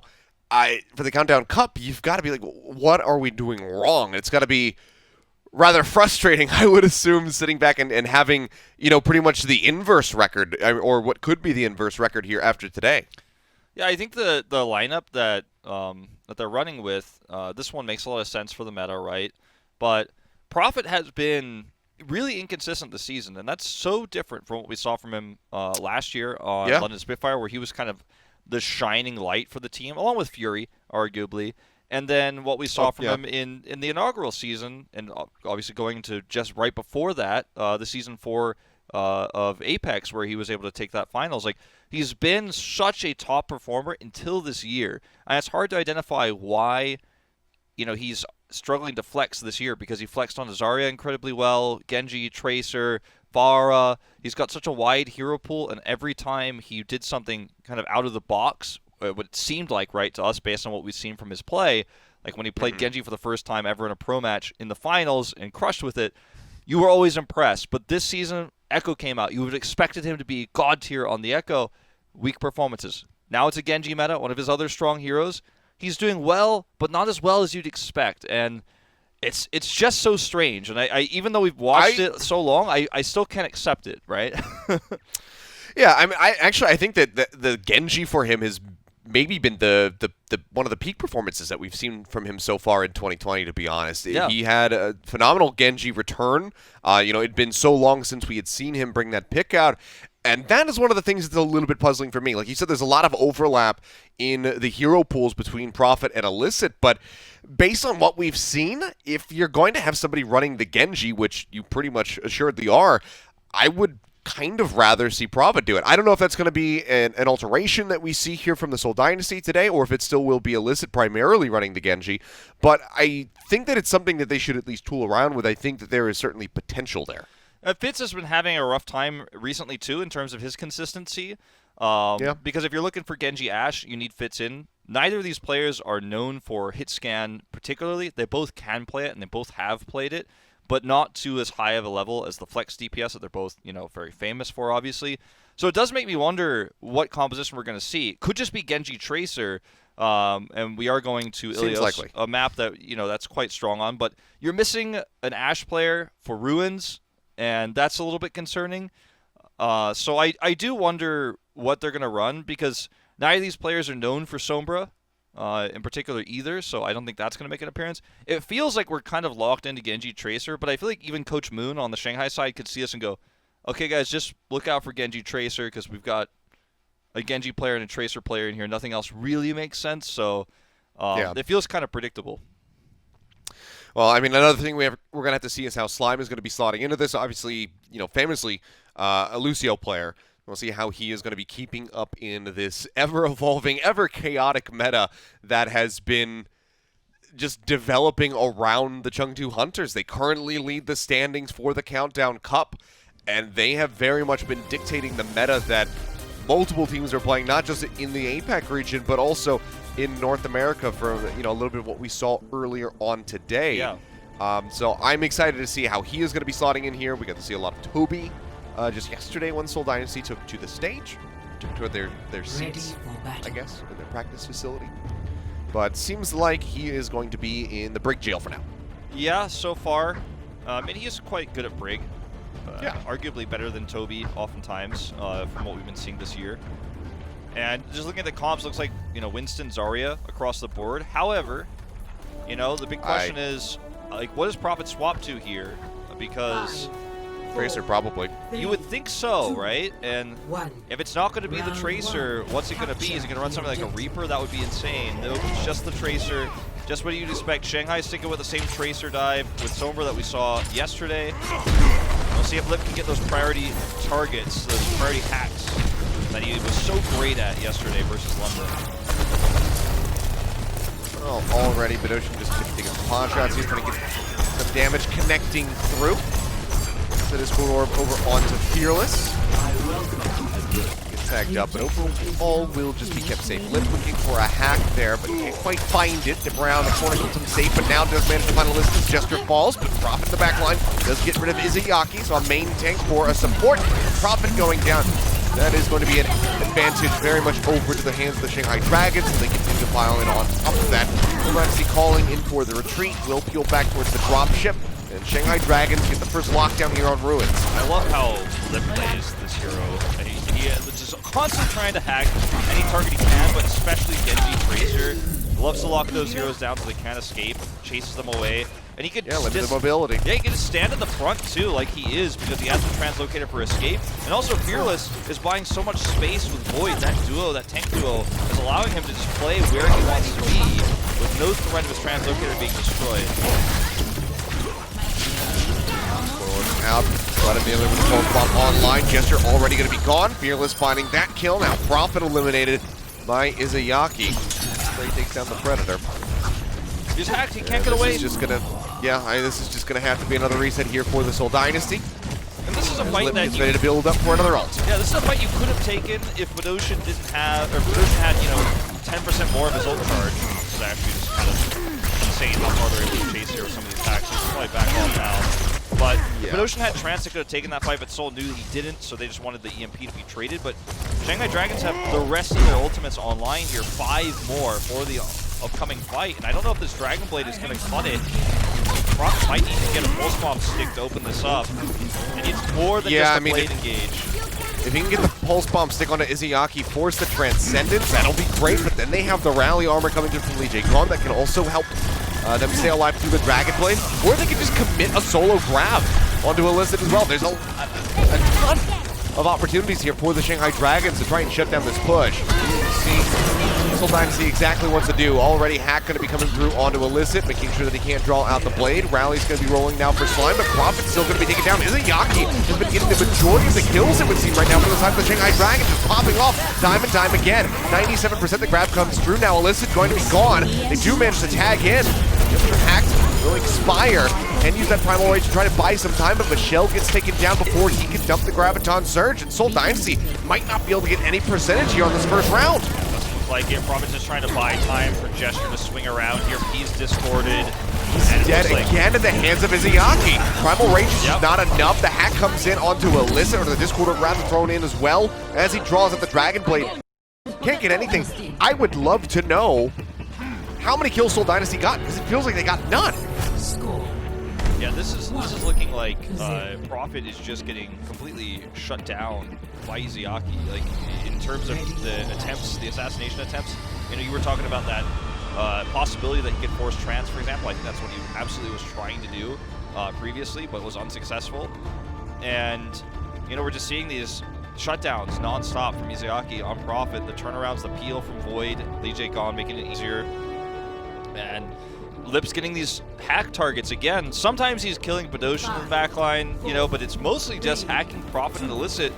And I think a lot of these times you see as Izayaki get a kill is because Prophet's back there trying to kill him. He gets hacked by Lip, who helps kind of peel for Izayaki, and the Izayaki just finishes Prophet off while he can't blink away, can't recall. And it's frustrating when you're trying to shoot something else, the hack comes through, it's hard to interrupt that hack when you're doing something else.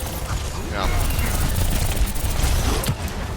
Be the dead horse, but I'm thinking about it. I always recall Fearless dying, I believe, twice. Aside from that, I'm genuinely not certain how many other kills came in for the Seoul Dynasty, and that's not gonna be a great start either. But Ocean and Prophet both gonna be taken down. Fleta goes ahead, exits as Fearless will Koopa stop Gesture, and that'll be the cleanup. But that'll be the first lockdown yet again for the Shanghai Dragons. Things looking very dire already at the start of this series for Seoul. Yeah, it's not a good look, unfortunately. And they've kind of pigeonholed themselves into this composition. They pigeon them holes. They pigeon them holes. Yeah. Very good. Continue your point. English. Keikona's in the chat, but can you speak it?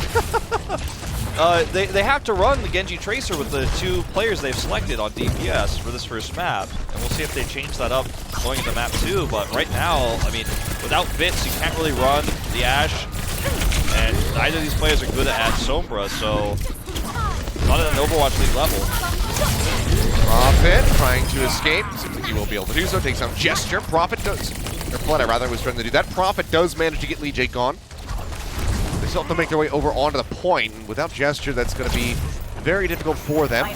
Comes up clutch again, this time getting the better of Izayaki, making sure that he does not have the Transcendence for this fight.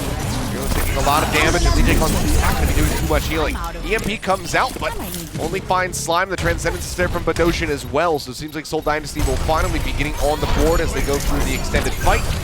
with Lip dying, they will deny any extra little EMP charge in the meantime.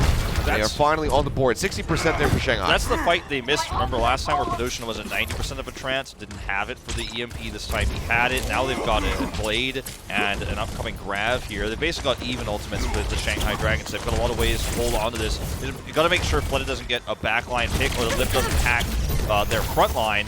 You know, someone like Prophet or Illicit getting hacked here and taken out.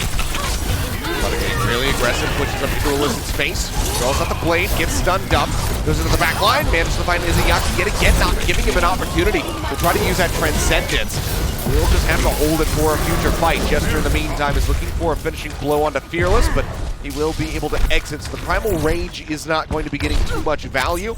And in hindsight, looks like a bit of a waste here for this Seoul Dynasty, but that being said, they still do hold on to the point for now. Big worry for them, though, is going to be this grab from Void. I'm okay with Shanghai trading like that because they actually forced out Gesture's ult, and their ult economy, that's the only ult they use. Now their ult economy is insanely good. It's actually kind of Gesture's fault for catching up on that one. They're going to be taken out, but he gets the pulse bomb in onto Badoshan. Will be one thus far. Graviton Surge lobbed in for Void. Catches the members here right in the doorway. Fearless will be able to cleave down two. Prophet dead on the point as the flip will come in. It looks like Shanghai Dragons, very quickly going to be able to take the lead. Seoul Dynasty just rests at 69%. Shanghai looking pretty nice so far. Lip nearly with an EMP. They have a Transcendence and a Primal Rage on the way. Yeah, this is almost checkmate, right? Badoshan's Trance isn't ready, and he needs to hit a right click on somebody's body in order to get that last 15%. If he can get the Trance up, maybe they have a chance of this fight, but there's no other way to have any longevity in the longer fight, and that's what's really concerning here. And he might not even have it in time for the EMP. Lip is ready to unleash that. And there's the right click for the moment. Getting a little bit of damage onto Badoshan, but not enough to threaten to take him down, so he should be able to have the Transcendence. Yes, he does, but doesn't pop it in time for the EMP. It went out, the hack on the Providence, then Gesture just falls over like a sack of potatoes. Illicit just managed to find one as Flooded got taken down. Transcendence rolling from Izayaki, pulled the trigger on that 1 second. Stick comes through, but jump out, it's gonna be safe. The OT starts bleeding away. Seoul Dynasty. Illicit has the Blade pulled off screen. Can he make something happen? Seems like the answer is going to be no. Void just managed to tag him in the back. With this minor energy that he has built up. Finds the second kills, but Ocean will fall. The OT will plummet away. And the Shanghai Dragons will go ahead and start this series off with a bang. 2-0 on Ilios. Extremely one-sided start to the series here at Ilios. I mean, doesn't get much more dominant than that. Shanghai Dragons with ult economy leads, oftentimes because of their EMPs. Fearless had that Primal Rage that, ended up being wasted, right? And they didn't turn the point, but they got Gesture's Primal Rage. So, I mean, that's on Gesture, right, for matching that. And then suddenly you're walking to this fight that you can't really win without, like, you either save ultimates and lose and try to look for the next fight, or you use ultimates and hope for mistakes from Shanghai's side. And then they came into that next fight without even Trance being ready. The craziest part of that was probably the craziest moment for Lip on those 2 rounds was the moment where he right-clicked hack Badoshan. Was like, when you get the right-click onto somebody and it shows whether they have the ult or not, he probably was like, wait, you don't even have Trance? He was probably just like, well, okay. I mean, to be fair, he was like 5% away from it, but what a dominant performance from Shanghai Dragons again. A really strong start. We're going to be getting ready to move into Numbani for our second map, and maybe we'll see some Wrecking Ball come out for that one. A lot more, there's some good verticality on Numbani. Obviously, these guys could just go ahead and stick through with the Winstons. Always been a staple pick for that map in particular. We'll see what either of these teams are going to be cooking up for us during the break, but for now, we'll see you guys in just a few minutes and have map 2 coming up in a bit. Coca-Cola is the official refreshment of the Overwatch League.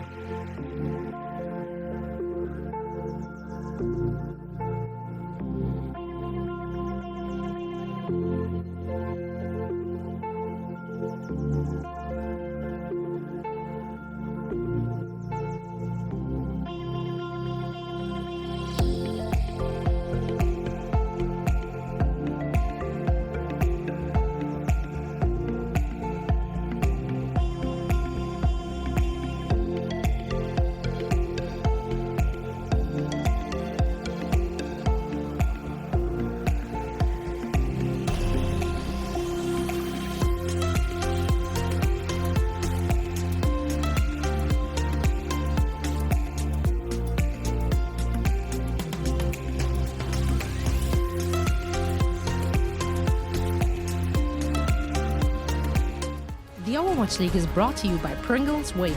Big crunch, big flavor. And by Zip Chair Game, the official chair supplier of the Overwatch League.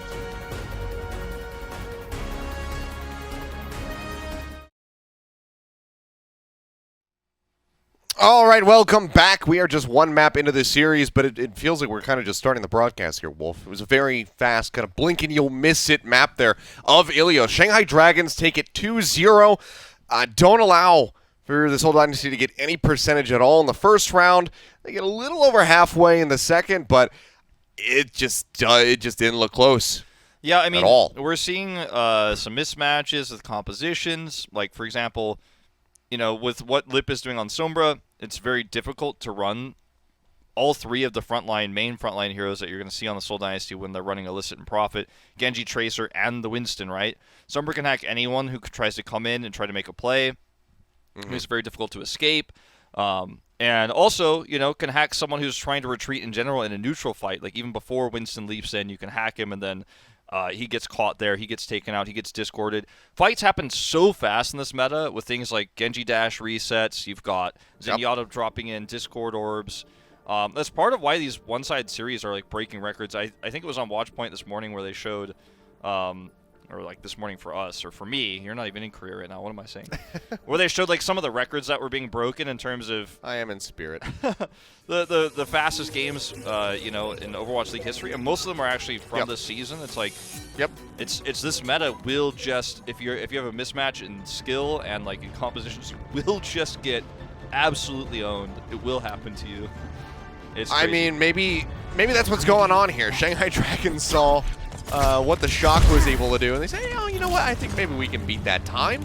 I think Zoe said that that record will probably not be broken, and that's a rule of speed running. Is that if you say that a record won't be broken, that it will just inevitably get broken anyway. Yeah, it's like so maybe they're going man. for that. You put something out there like that. It's like, well, it's gonna happen now, or Murphy's Law, or something like that. You know.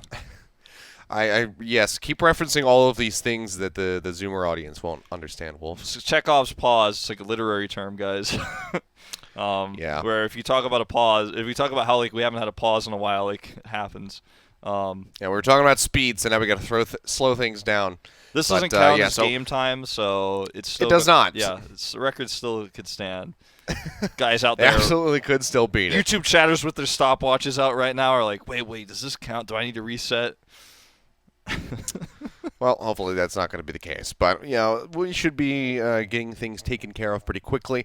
Already starting to see some of the players saying that they are ready, so we should be able to jump back into game very shortly, which is good. Obviously, we had a couple of issues earlier on today in the North American matches, and we want to avoid that at all costs. Keep things running smoothly here in the for the late night crew. I can see a countdown coming in. And it seems like we should be ready to go ahead and finish the rollouts for the Seoul Dynasty, as they will be starting on defense. And not very surprising, it's going to be the exact same composition that we just saw on Ilios. Yeah, I mean, you know, it's lucky with the pause happened in that particular moment. You don't always get that lucky, but the composition here... It would be pretty terrible if it was during a fight. Yeah, the composition here for Seoul, I feel like is pretty good for defense, actually. I like it a lot more than for attack, but I think we're going to see it on both attack and defense because of the limitations with these two players in here without fits. Meanwhile, Shanghai Dragons can run this Sombra comp. Sombra is really strong on attack because you just have... If you fail, you just come back again. If you fail again, you're going to have the EMP on your third push. Worst case scenario, you might even get it on your second. So it's a pretty forgiving attack composition that bases itself around EMP team fights, whereas Seoul Dynasty is kind of looking for picks and trying to counter dive with Genji Tracer. And obviously Dragon Blade can be quite nice, can save you in a pinch. You're kind of hoping to punish the Winston Tracer coming in by threatening the backline when that happens. Drop down just coming in from Gesture, trying to stave off Shanghai Dragons. Just wait them pushing forward so far. That does happen to work out. A couple members tagged up, falling pretty low. Decide to just go ahead and wait. Get everybody wrapped around. Now they're going to be going for the top right approach. Swinging not too far though. Prophet into the back. Duke it out with Fleta. Sneak in behind enemy lines. Lip goes down to maybe literally 1 HP. Slowly get bursted back up, but Prophet comes out in that Tracer 1v1. That's going to be absolutely huge for him, but Lip equalizes things as he takes down Illicit. Now no Genji, but Jester leaping forward, manages to find Lee Jae Gon. Fearless, you can see the hesitation. Says, you know what, I guess I can't really go in anymore. I would love to farm for that Primal Rage, but it's just not safe, so he peels back. Yeah, he's going to have to peel back. Now, Dragon Blade almost ready here. Izayaki will have to transport it, but it's a really tough place to approach from for Shanghai Dragons. They do get out of that choke, though. That's actually the most important part. And Illicit almost dies here. Yeah, Lip nearly farms him yet again. Doesn't get the hack this time. Gets a lot of damage in, but does get forced back with the translocator. Prophet uses the pulse bomb off screen, but seems like he's not going to be able to get anything. No forced Transcendence, but speaking of Transcendence, will now be forced as the blade comes in, but Lee Jae Gon not in a position to receive that healing from Izayaki, so does get taken down. EMP out from Lip, however, is going to be absolutely massive. Catches 5 members on the side of the Seoul Dynasty. The Transcendence there from Badosian, very nicely responded to. Everybody topped up, and they find 3 kills in the back end. Now a 4th as Fearless falls. That was actually really nicely done by Seoul. They kind of followed Shanghai Dragons' movement until the point where Lee Jae Gon was disconnected, and that's obviously where Illicit's going to have his best opportunity to find value with the blade, because he can't be stunned. You know, there's no ability for Lee Jae Gon to kind of help out there. And then you see the trance come out, and Lee Jae Gon, as I said, he's on the high ground. There's a disconnect there. Badosian avoids the EMP. Yep, just out of range. So didn't even have the time. And the thing that's a little bit concerning now for the Seoul Dynasty on the defense is just going to be the ult economy for them. Prophet building up towards that pulse bomb, but right now it's really just in the hands of Gesture with the Primal Range. But managed to find Izayaki, and it's at the cost of Slime. Still could be rather costly for them. Now, okay, yeah, looking pretty bad. Fearless goes in, cleaves down 2 with the Primal Rage. Gesture going to be matching, trying to buy some time for Badosian and Michelle to rejoin in the fight. Void taken down. They'll be running back as well with that Graviton Surge ready to go, and Prophet finds Stray with a pulse bomb. Excuse me, can I get a replay, please? Because that's absolutely absurd. I think you will, Ilios. 0 ticks, by the way, for the Shanghai Dragons. Rough start to things here, and you know they have that grab. But no grab setup for... Yeah, I mean, the thing is, now this push is a dire one. They're going to get an EMP. Oh, no. Well, okay. We're doing quick. Is plan to jump in to somebody? Oh my god, they all leap the same way. Okay, we'll go back over here. Seems like not too much has happened. Lee Jae Gon so far just going to be popping a rally, so we haven't missed too much action. Shields going out, armor rather, onto Izayaki, trying to keep him alive. The treat gets to the Prophet, but Fearless will fall. Grab comes in on the top of the point. They can go ahead and just swing away.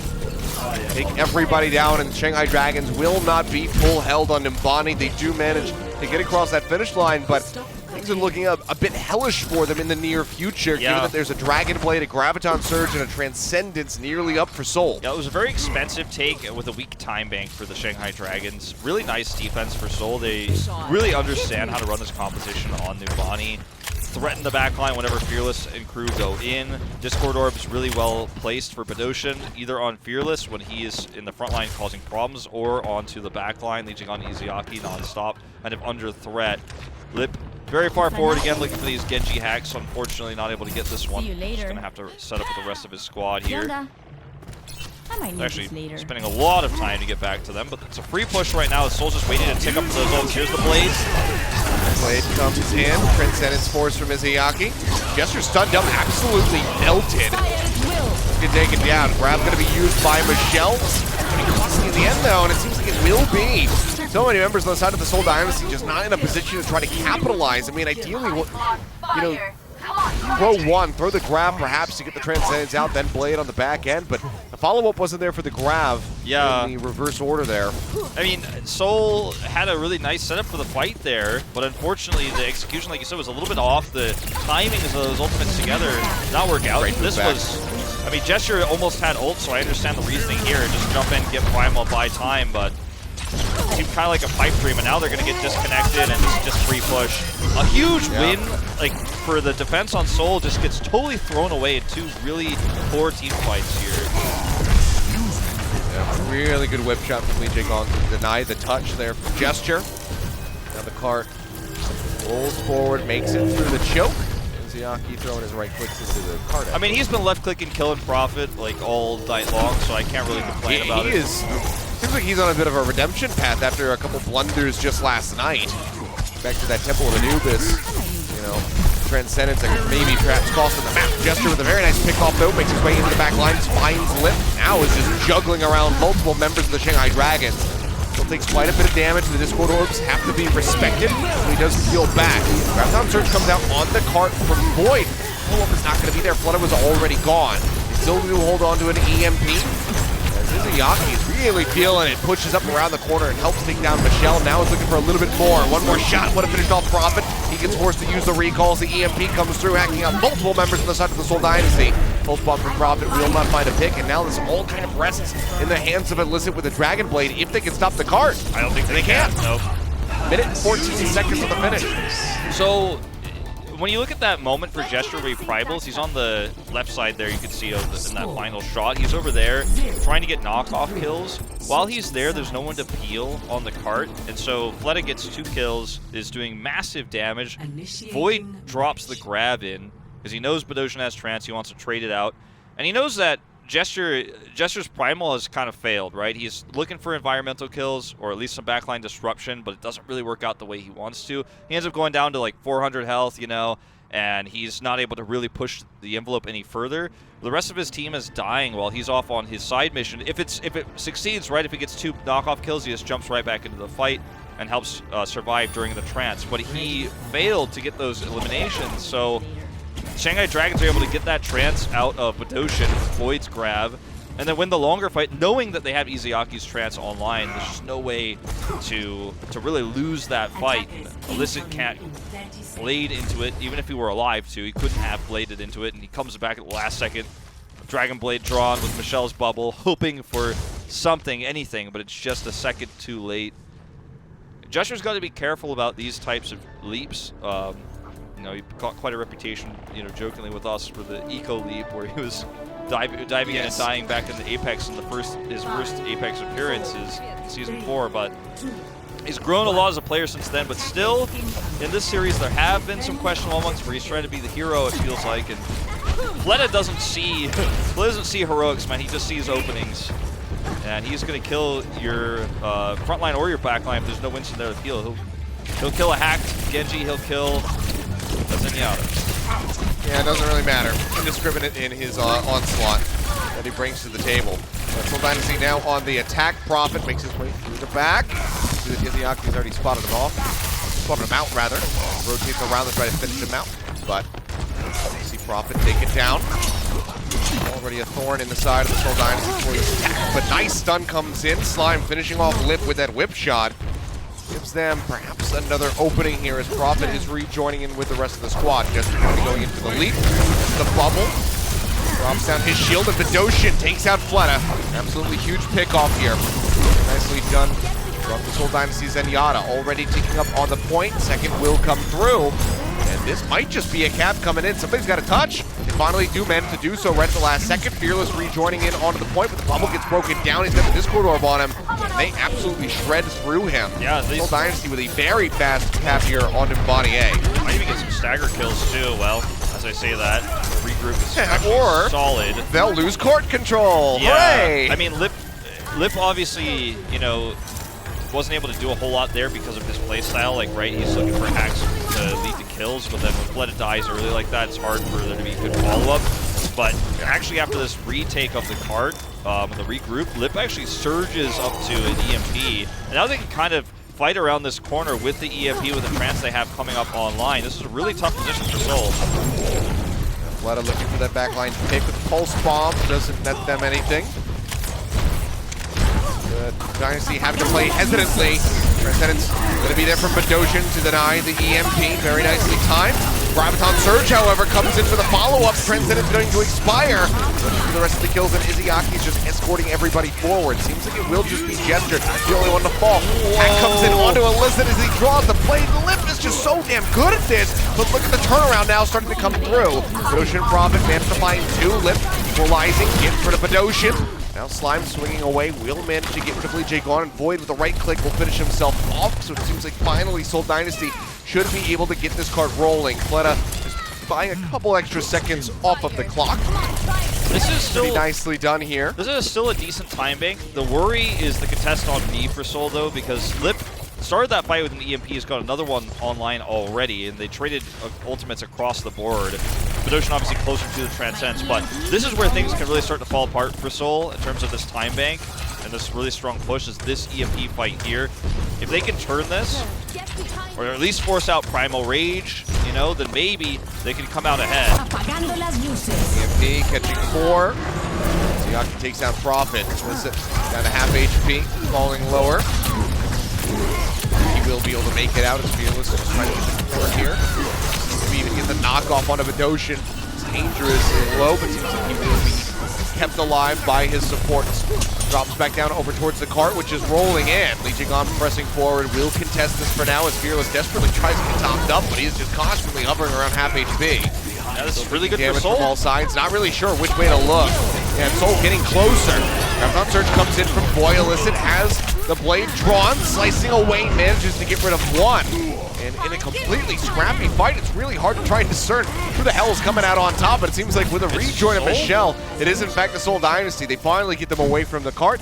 They move themselves up above 4 minutes for this final stretch. I mean, I think the only way that could have gone better for Seoul is if, like, Izayaki was trancing back to the point right now, a sideshow trance on the way back, and wasted it. I mean, they forced everything out of Shanghai Dragons and got the point with a really nice time bank. This is an insane take for Seoul Dynasty. They're also got another grab coming up here. Void's grab not successful, meaning they're one huge ultimate down here. Prophet's got playmaking potential with this Pulse Bomb. The EMP fight's going to be rough, but after that, I mean, it's smooth sailing. Well, they need to try to build up towards that Graviton Surge in the EMP fight. Grabs also get flat up. Pulse Bomb online, but yeah, head taken off. Bidoshin finds a hit. EMP comes out, only manages to really find Michelle. Core Orb on Illicit will shove him back, but the kills are not there to follow. Shanghai Dragons cannot capitalize, and that is another tool gone. Michelle nearly with the grab ready to go. Going to be getting farmed by Lip as the hack comes through. They'll knock him down to about half HP, but still a far cry from taking him out. The Graviton Surge is now going to be infested. Seoul Dynasty looking to finish this map. Transcendence.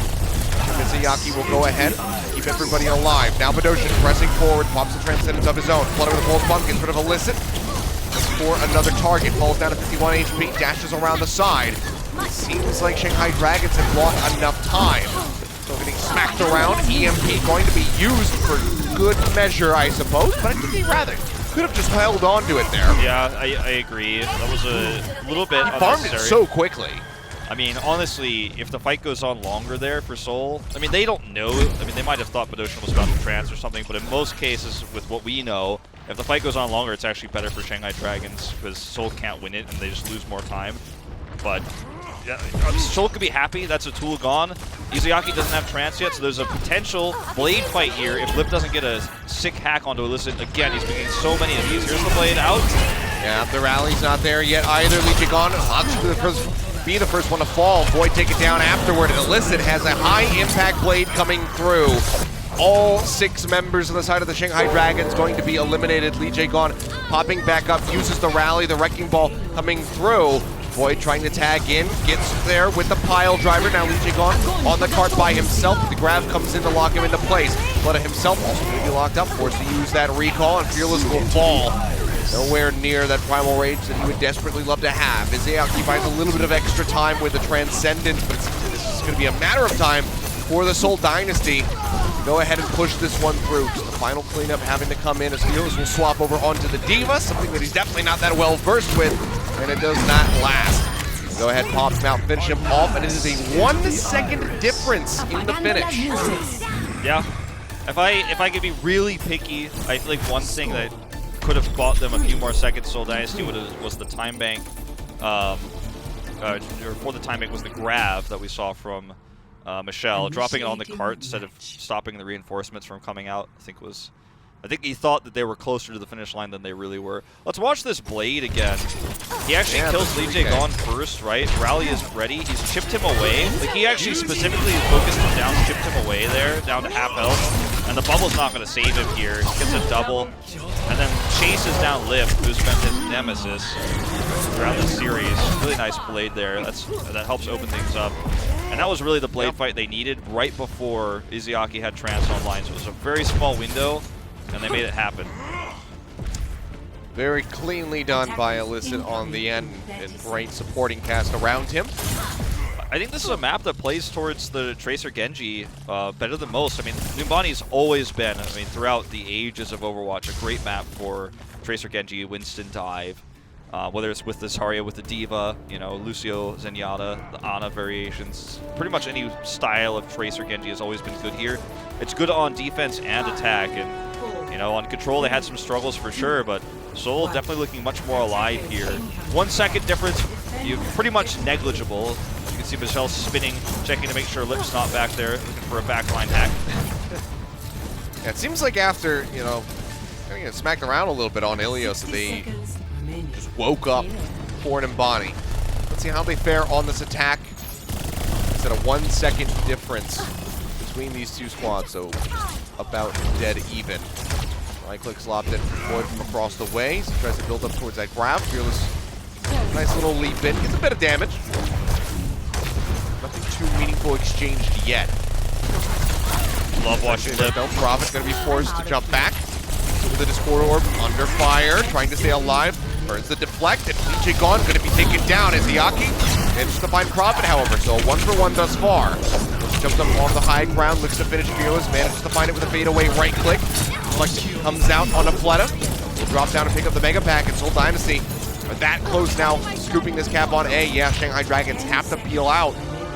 Cannot leave the cart, will be in OT this entire time. Yeah, Lip's playing a very, right-click, target-focused, or single-target-focused Sombra style, not looking for fast EMPs. Usually this Sombra comp is based on EMP fights and holding A with them. He's not able to build one, he's not able to get a target either, so Seoul just kind of win this longer fight with more consistent damage. Really great sense. Knew that they hadn't finished off Fleta, knew that he had to be lurking somewhere, spots him out, forces him way back away from the Seoul Dynasty and his own team with the Shanghai Dragons. But Ocean comes up with yet another crucial pick as Izayaki will fall. But Ocean's got that Transcendence for a rainy day, but no, Fleta doesn't allow him to use it. He does not pop it. Fleta takes him down, and that can be absolutely massive. They would love to have it right now for this EMP that comes in. So far, the kills aren't going to be there, but as they say so, Fleta manages to find one with the pulse bomb, taking down Slime. Now Michelle and Gesture both eliminated, and that will be enough. Ocean, had he been able to use that Transcendence, who knows how far this cart could have gone for Seoul. Yeah, who knows? It's definitely a critical pick where you're able to get massive value out of the EMP, but moving even further backwards, right? Going back in time a little bit more, the A take was so swift, was so fast, and it looks like Seoul Dynasty has kind of figured Lip's playstyle out a little bit. They're not getting picked by him anymore. He's not able to just hack Prophet and Illicit and get a kill, or threaten Gesture when he's off on his own on the side. They're kind of playing more grouped up overall. And I like how you'll notice too a few times where Fleta actually tries to trade with Prophet, and everyone just saves their cooldowns for Fleta and forces him to recall early, and Prophet just kind of sits there and trades out, using his recall second, for example, forcing Fleta into uncomfortable positions where Fleta's not as free anymore. Seoul is looking really good right now. Even if they lose this map, for example, it feels like they've kind of figured it out. They've caught up to what Shanghai is doing, so that's a good boon for them for the rest of the series. Might be good enough for them to take this map if they get a full hold here. It's only 74 seconds, and that's enough time to build an EMP. So I think this is really kind of a matchup between Badoshan and Lip. If anyone dies to a Lip hack, for example, though, that could just be the win right there. But in a perfect world with perfect play, Badoshan just needs to not get caught by EMP, needs to have a trance, and Seoul could just full hold this and win this map. Let's get the job done. Going to be throwing down the translocator. Couple hits in onto Illicit. Jamming away from that high ground. We'll see if Lip wants to try to wrap around, or if he's just going to try to force the Seoul Dynasty down. So Illicit hack goes out onto Illicit. They take him low. Pushes him off. Already very nice opening pick. 40% of that EMP. That's going to be exchanged across the way. Shanghai Dragons now on the point. First tick getting ready to come through. Bubble out for Gesture, but has to leap away. And already this seems like the Seoul Dynasty, they're conceding the point, getting ready to fight around the corner, right? To hold them there. As I say that though, the recontest starts coming in. They jump in onto the point. Managed to find Izayaki, but Prophet's going to be taken down to the mess. But trying to survive, nearly has an EMP ready to roll. He tickets and punches them across the finish line here. For the hack now, onto Illicit, takes him a little bit low, has to use the EMP to go ahead and finish this off. He's in the lockdown, but have to stay on the payload now. I think they should not have fought that. They should not have contested. You're never going to get trans first in this case. And now they're disjointed. It's kind of a free push around the corner. They're going to have a blade if they can survive long enough to use it, but Ocean's going to have to use this trance to try to get those ultimates online. But Shanghai have all the advantages here. They can even rally for the fight. I am really worried about Seoul right now. It's still winnable, but it's going to be very difficult because they don't have those crucial ultimates. Transcendence can buy them some time. That grab gets ready to come up with Void. Michelle just hovering a little bit further behind. To get high energy, needs to get in the fight. Just we're going to be leaping forward as Liv tries to farm up for an EMP on the flank. Grab comes out from Void, the Transcendence there from Badoshin, but the focus fire comes in. Illicit and Gesture will not be able to survive. Card inching closer and closer to a 2-0 lead for the Shanghai Dragons. They desperately need something to turn it around, but it's not going to be the pulse bomb from Prophet. It does not find anything. Fearless with the Primal Rage takes down Slime. The team will fall. The blade not able to be used by Illicit. The Shanghai Dragons will just be able to close out Nimbani and are now at match point here, 2-0. One more, and they will have a 3-0 sweep. Sometimes time in the bank with a short distance like that could be terrifying, could be paralyzing, and it can cause you to panic. Yeah. I think in that moment, Seoul, there's almost no world in which Seoul wins that fight on A. If they do win it, or if they even are starting to win it, right? In any world where they win it, it's a long fight, and then EMP comes out before Badoshin has trance. Like in any world, in any scenario where that happens, like they lose the fight, and like it's not worth it. I feel like if they stay back, let them take A, build a trance just from poking at a distance while the point is being captured, then they get to take a fair fight. There's really only one fight left. 30 seconds, 38 seconds, or whatever it was, versus just an overtime push. It's the same amount of time, really. It's one team fight. You win one team fight, you win the defense. You lose one team fight wholeheartedly, you lose, right? In this case, two team fights, right? Because they lost the ensuing team fight on A, which led to their demise on B. Void gets a grab. You've just given over more ult charge. You didn't build ult advantages. I think you fight a more neutral fight if you stay back. And it might have been Gesture who made the call. Obviously, he was the one to try to leap in and charge through, but it's a tough call to make, and I think a lot of teams and even solo queue players sometimes fail to realize in these moments that you really just need a team fight win. You need a fair fight. You don't need to burn that clock down. That's not going to help you unless you can win the fight on A, and they just were not equipped to do that. Yeah, I mean, rough tidings here for the Seoul Dynasty to be down like this in the series. I mean, Nimbani significantly closer. It was looking like this might just be a complete shutout at the hands of the Shanghai Dragons. It still could be in the scoreline. They could just take a 3-0 on the next map, but Seoul Dynasty making it a bit more competitive on Nimbani, and hopefully they can continue that trend and perhaps even pick up a map victory to go ahead and extend this series a little bit further so we don't get back-to-back 3 Overwatch coming through here tonight. But that is the first half in the books. We're going to come back with a game break in just a few, so stay tuned, guys. We'll have that for you in a bit. The Overwatch League is brought to you by ZipChair Gaming, the official chair supplier of the Overwatch League.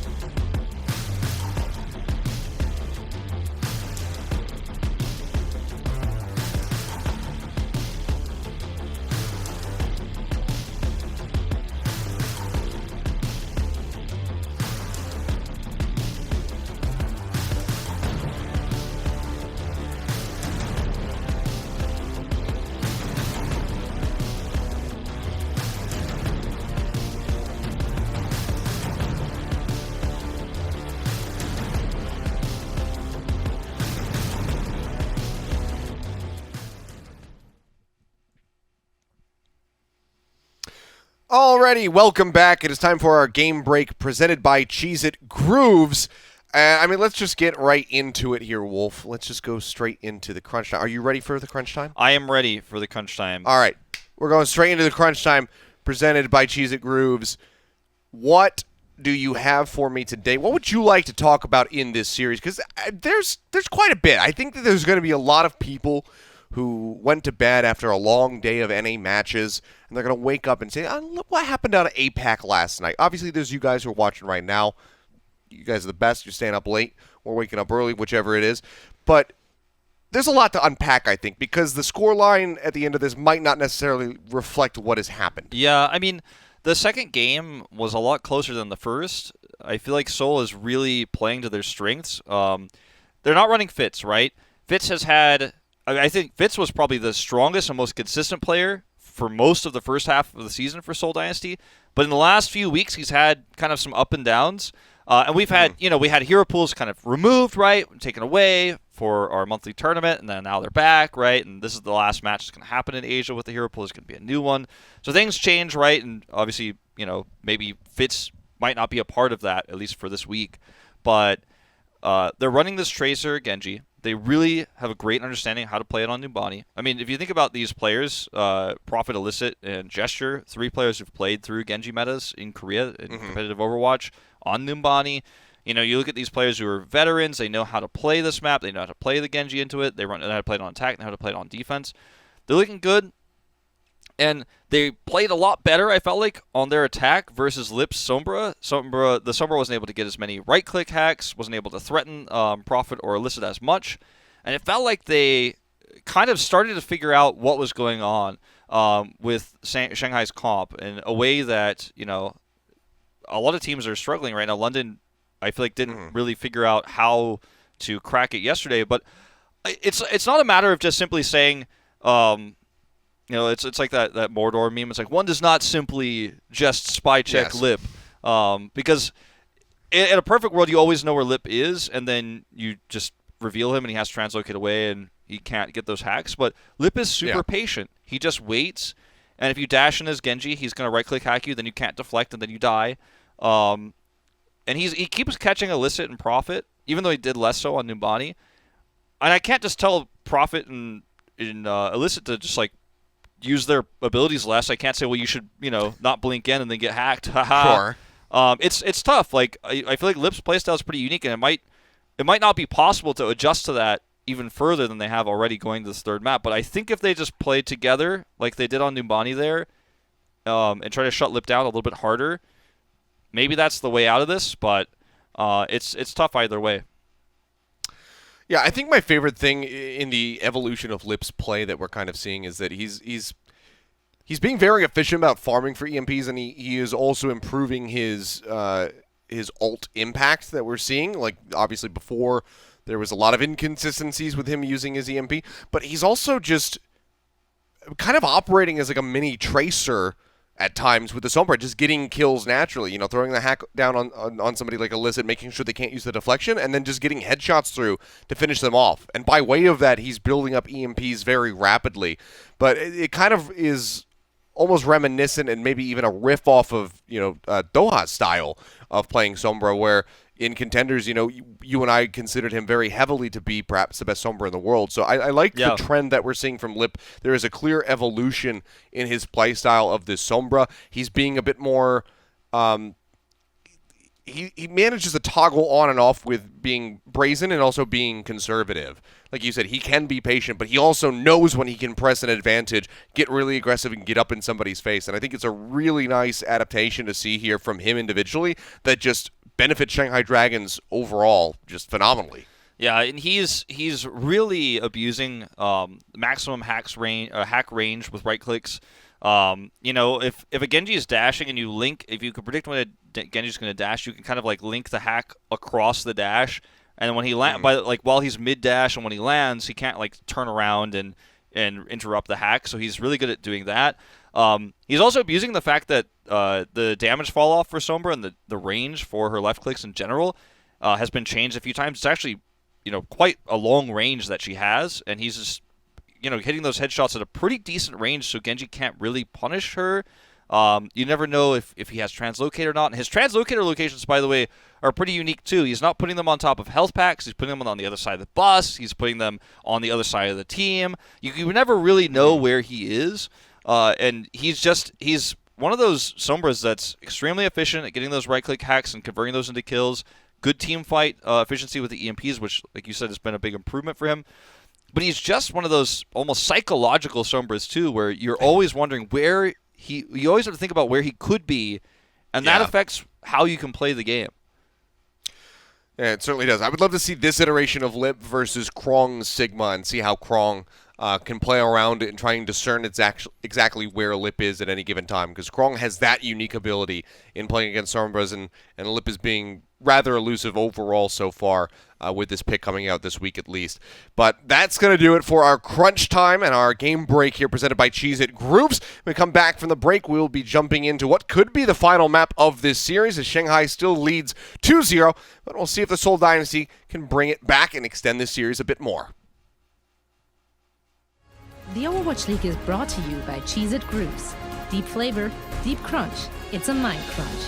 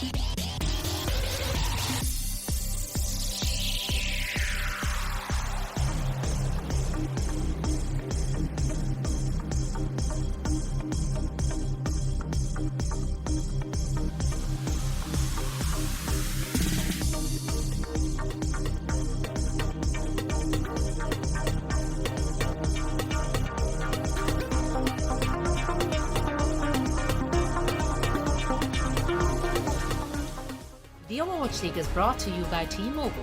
Switch today and rank up to America's largest 5G network, T-Mobile. And by State Farm. For auto, home, or renters insurance, like a good neighbor, State Farm is there. Okay, here we go. Down to the wire for the Seoul Dynasty. Have to try and pull off a reverse sweep if they want to walk away with their first victory of this tournament. It is not looking great for them so far. Wolf, Shanghai Dragons leading 2-0.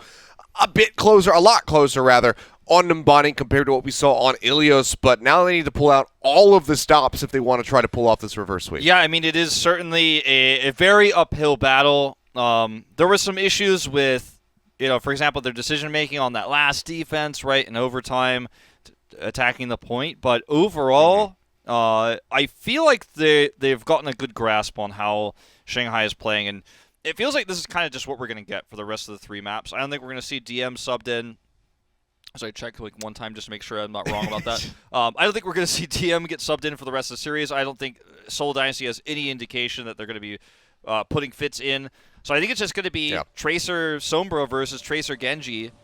And, Fearless is playing a great great Winston. You know, we're seeing Void Zarya be quite nice. Mizagaki's killing Prophet sometimes, but the crux, like the core of these two compositions clashing against each other, is definitely the battle between Lip and Prophet Illicit. Like, he is hacking them and killing them. He's eliminating them several times. He's hacking Illicit so he can't blade. He's hacking Illicit in his blade.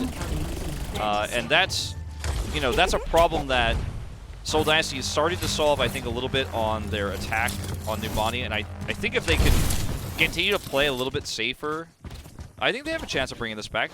I mean, I don't want to say, like, they've figured it out, reverse sweep incoming, but yeah, it's looking better and better map by map, so fingers crossed for them here. They're going to defend first, same comps out the gates here. No surprises. Well, we had a reverse sweep earlier on. The Fusion being able to pull one off. So why not here? But very tall order for them. The party going to be forced to translocate. Doesn't get very much done. We'll have to go ahead and reapproach. Getting through this choke without using the translocator to jump your way in. It's going to be difficult, obviously, because you're just going to have that Winston sitting at the doorway constantly zapping the spy check.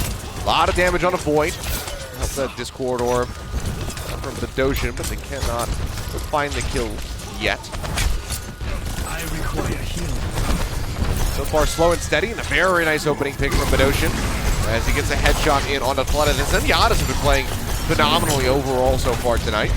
Gesture just got, I mean, every single effect was on him. They're going to kill Lip here. See, this is what I want to see. Punish Lip when he comes in, turn on him and kill him. Gesture took a brunt of that damage. He was discorded, hacked, and shield bashed. And then Lip sees an opportunity to try to come in. He gets blown up. You buy 30 more seconds off the clock. Badoshin, fast trans build. He's matching Izuyaki here. They're going to have that answer for EMP as long as they don't get rolled over here. Onto that high ground on the right side. Fearless, Fleta forced to recall already. We'll just have the Winstons going back and forth against each other, but Jester falling low. Well down below half HP. Has to make his way over towards the point. The leap in on top of Void. Slime's there. The Transcendence is way too late for Mizuyaki. They try to keep the Zarya alive. This gives Michelle a massive lead, having that Graviton Surge online, and now no Transcendence to try to deal with it. He'll just go ahead and use it on the point. Looks like solo onto Fearless to finish him off. Yeah, they find that kill. They had to trade, though, Badoshin's Trance, so that's the one scary thing. I mean, here imagine a world where Shanghai EMP this, and that's the only ult they use. They take A, and then they have like 4 major ultimates for B. Like, this could be a double cap off of this take here. If this EMP fight goes well, it's really scary. This moment for Seoul Dynasty, they cannot get totally rolled here. That would be perfect world for them, but Illicit already managed to find 2. And you can see Liv thinking better about taking that translocator. Doesn't want to be anywhere near Illicit's Genji at the moment, so he goes ahead, chills back, will wait for his moment to strike with that EMP. That was so reminiscent of what we saw yesterday from Shui and London Spitfire against Shanghai Dragons on Anubis. Oh. Nice pick here. But, you know, just taking the fight away from the point, away from the EMP, being aggressive with the Genji blades. Love to see it. Gets the hack onto the Mega Pack, and yeah, Prophet likely still going to be trying to hunt for him, but he makes it back into his cloak, gets detected there for the moment. Izuyaki gets eliminated. It's still going to be committing the EMP to the fight. The rally going to be coming through now from Slime to try to keep everybody else topped up. Gesture gone. This still could be looking really good. The Pulse Bomb goes in. The Big Bang combo leads to Slime and Michelle falling, and Shanghai Dragons finally make their way over on to point A. Very nice time by thus far, however, for the Seoul Dynasty. 50 seconds is all that's remaining for Shanghai at the moment as they get ready to cap this. Yeah, they also were able to pull a lot of ultimates out of the Shanghai Dragons. Gesture's leap into the front. All of them. Yeah, I mean, the Gesture's leap into the front, had he not forced Lip's EMP, like if Lip just leaves him there, he primals, and then suddenly there's a real chance for the rest of the squad to buy even further time. So we're going to take a look at Illicit's aggressive play here. This is 2 fights ago where he just did not allow Lip that EMP fight. He said, look, I know you guys are trying to set up to run in once the EMP is hit. I'm not going to give you that opportunity. I'm not going to give you the time. Smart play. It's a really nice punish there.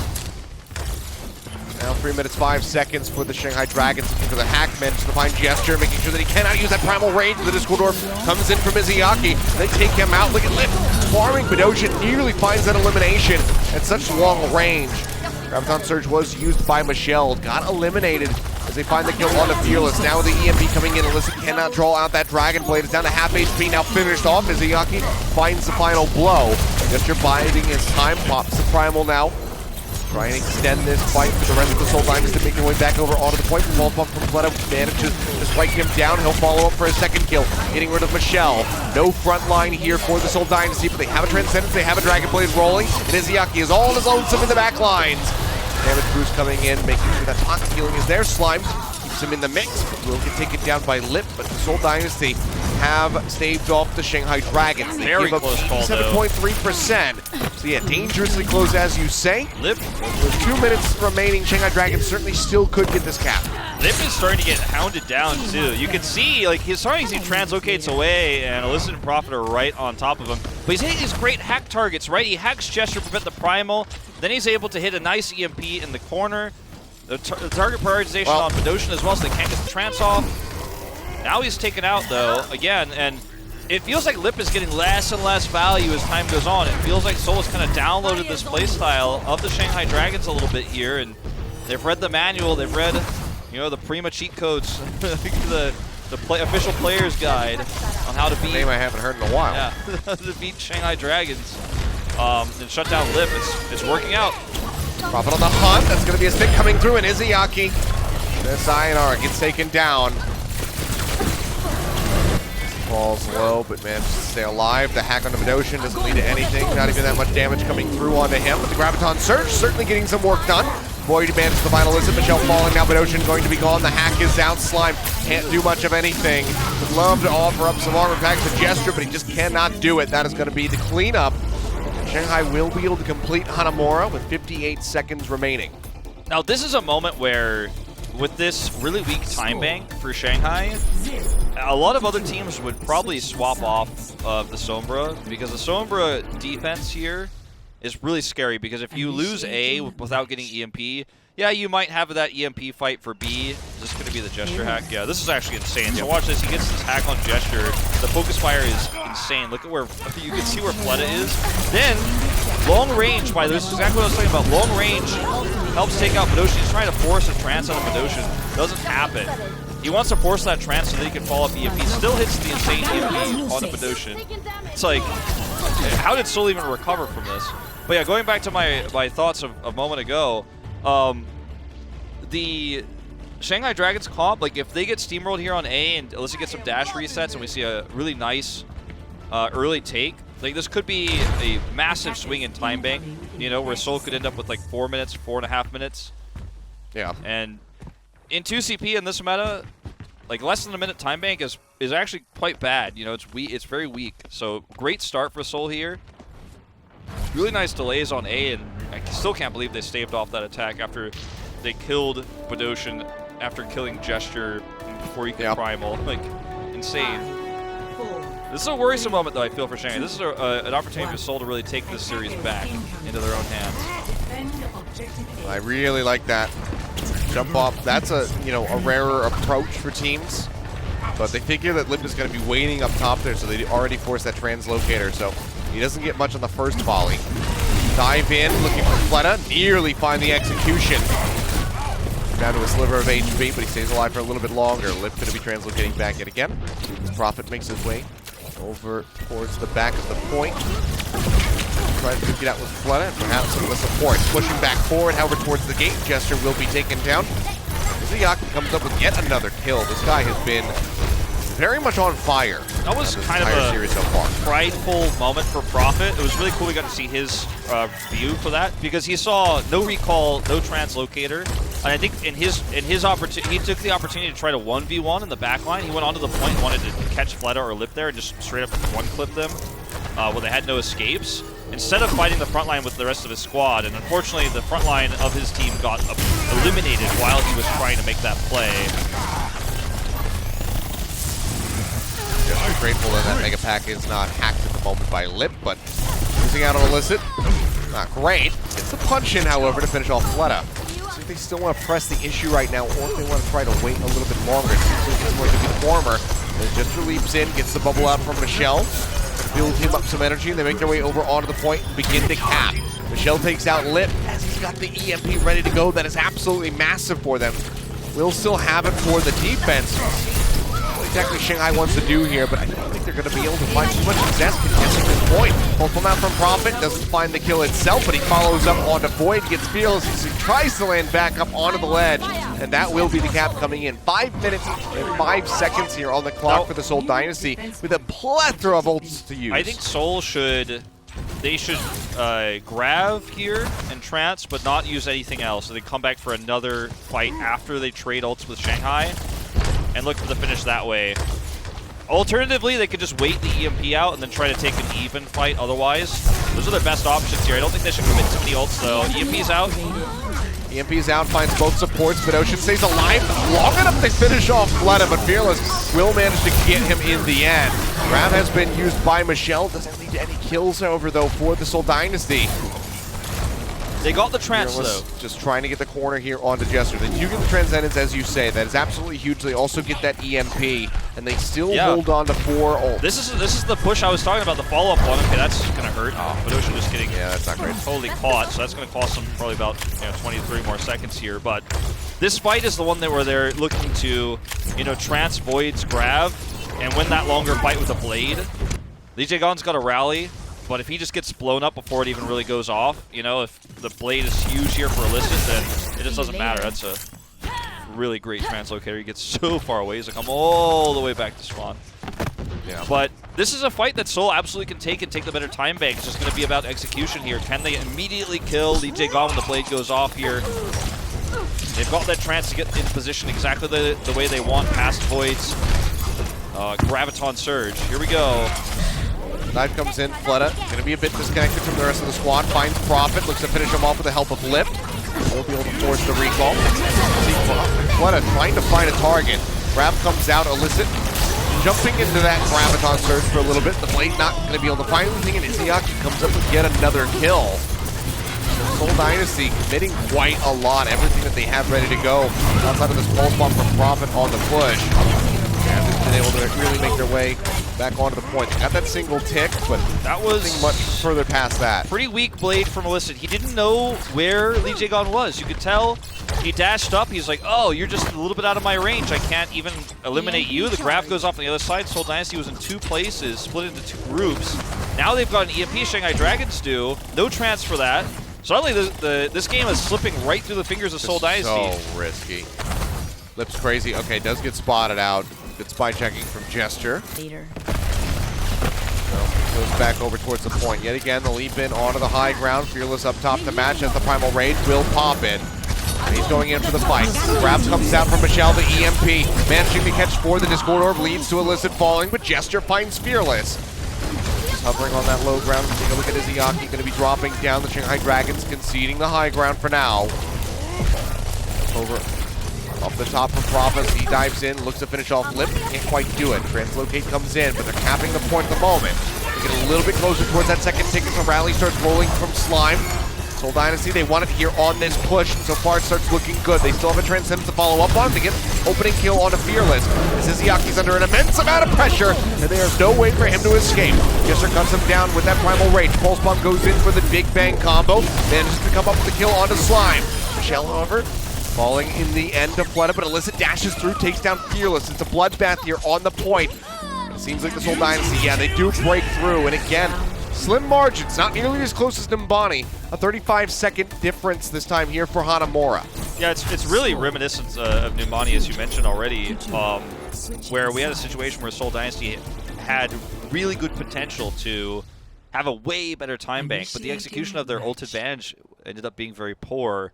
And Shanghai Dragons, eliminate the majority of that time bank. 35 seconds, again, fairly negligible. If you're talking about a 4-minute time bank to a 58-second time bank, that's something completely different. But, well, not this fight in particular, but the fight that we had earlier where Illicit pulled the blade, that's the replay I want to watch, because I want to see, it's almost kind of a general rule of thumb that when you Dragon Blade, if you either dash into the air and you drop on top of people, or obviously you dash into people after you blade. It's usually the first of those two, but on Hanamura the architecture is a little bit weird.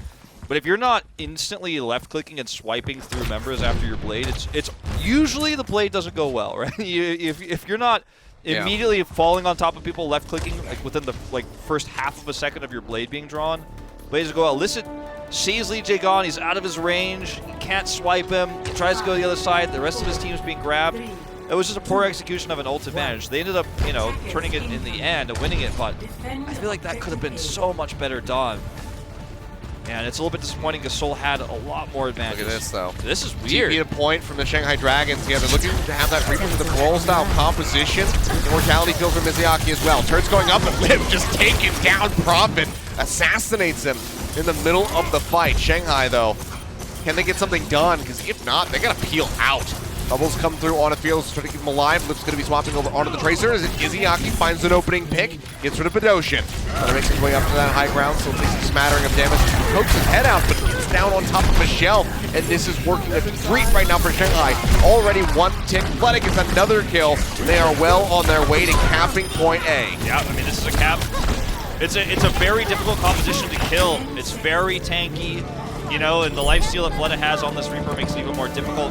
Look at how much damage Prop and Illicit did. They just can't get the lethality. They can do a ton of damage, but they can't get those finishing blows without their ultimates. Yeah. Obviously, especially the Dragon Blade. So kind of taking a page out of Florida Mayhem's book here. Shanghai Dragons a little bit.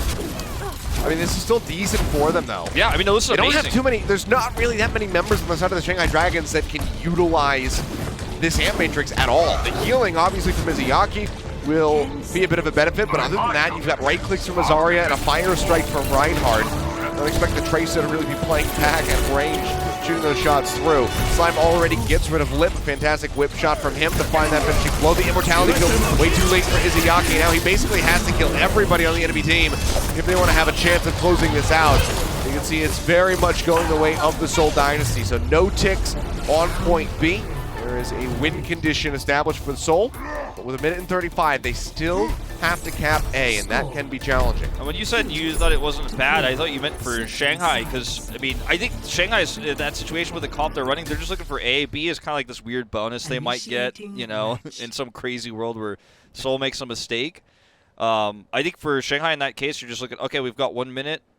Is there any way we could take A without ultimates? Can we run this anti-dive, kind of Reaper comp?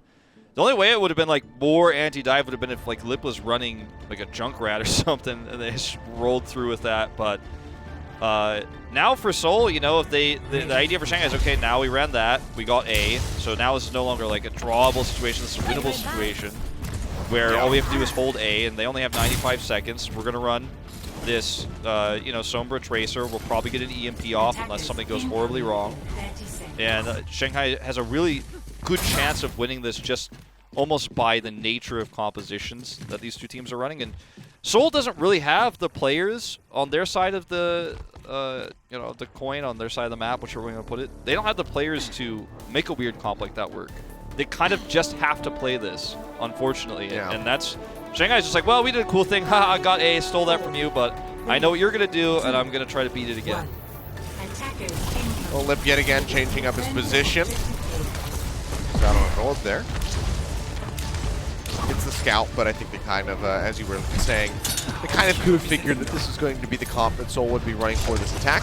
Already Jester starting to leap forward as Lip plays into the back line. Hasn't been able to find a hack yet, but just wants to hold down that primary fire. Trying to get that EMP ready to go. Michelle's going to be eliminated now. Slime gone. Seoul Dynasty, they got to bail out. They have to reset now. I mean, that's basically it, right? I mean, I don't want to call this one early, but this puts Seoul into an almost unwinnable position. Lip's gonna get EMP before Bedosian gets trance. There's not gonna be a blade. I mean, if there is, it's gonna be very late, very difficult to execute. I think Seoul has kind of put themselves in this position where they need to get a pick somehow, and that's why Prophet's playing like this. He's playing so risky. He gets spotted though by Lee Jae-gon. Get the heck out of there. We've got like no initiation, no options here, Seoul Dynasty. I mean, it's got to be a coordinated dive onto somebody into the back line. We just saw Izuyaki falling low, looking for the hack now. Manages to find Prophet. He is completely exposed. They get rid of the Tracer. Fearless falls, but now there's just no damage available for the Seoul Dynasty. Really boon for them really at this moment is that both of the damage dealers can rejoin into the fight rather quickly, but Gesture, the sliver of HP, will not be allowed to exit, and it is just catastrophic now. It's basically unwinnable. I mean, I hate to sound like a downer, but that's just how it is. Well, Prophet makes his way over onto the point. We'll see if they can prove you wrong, Wolf. Michelle falling low. Prophet going to be gone. EMP tossed out, and yeah, no one else can make their way onto the point. The GGs come out in the chat, and the Shanghai Dragons make this a very quick evening of Overwatch. Them coupled with the Chengdu Hunters, back-to-back 3-0s, as the Seoul Dynasty does fall here in our final series of the night. Yeah, I mean, Seoul was on the back foot. It wasn't a fair fight for them, you know, even though they had the better time bank. A got taken away, so they had to take A, right? They had to no matter what. So they had to take some risks. They didn't have the ability to change up their composition or run some sort of, I don't want to call what Shanghai did cheesy, like I don't want to call it like a cheese comp or anything like that. But I mean, we've seen that many a time. Yeah. It's really strong. You've only got 1 minute. It's one of your best chances. Worst case scenario, you're already thinking, okay, I just want a full hold to win this map, or you're thinking, okay, if I fail, worst case scenario, full hold to draw the map. I'm already up 2-0 in the series. You take a risk like that. Seoul Dynasty is down 2-0. They're running illicit profit. They don't have the opportunity to run different comps. They have to take A, so they have to play aggressive. They have to take risks. And, I mean, if you're Seoul Dynasty in this situation, it's almost just not even fair. Like, when you look at all the stakes that are against them there, and then they lose that first push, like, instantly. And at that moment, like, that's the moment that anyone looks at the game and says, well, unfortunately, like, barring, you know, Shanghai taking their hands off the keyboards, like, this is basically unwinnable, just based on how ult economy works, EMP, etc.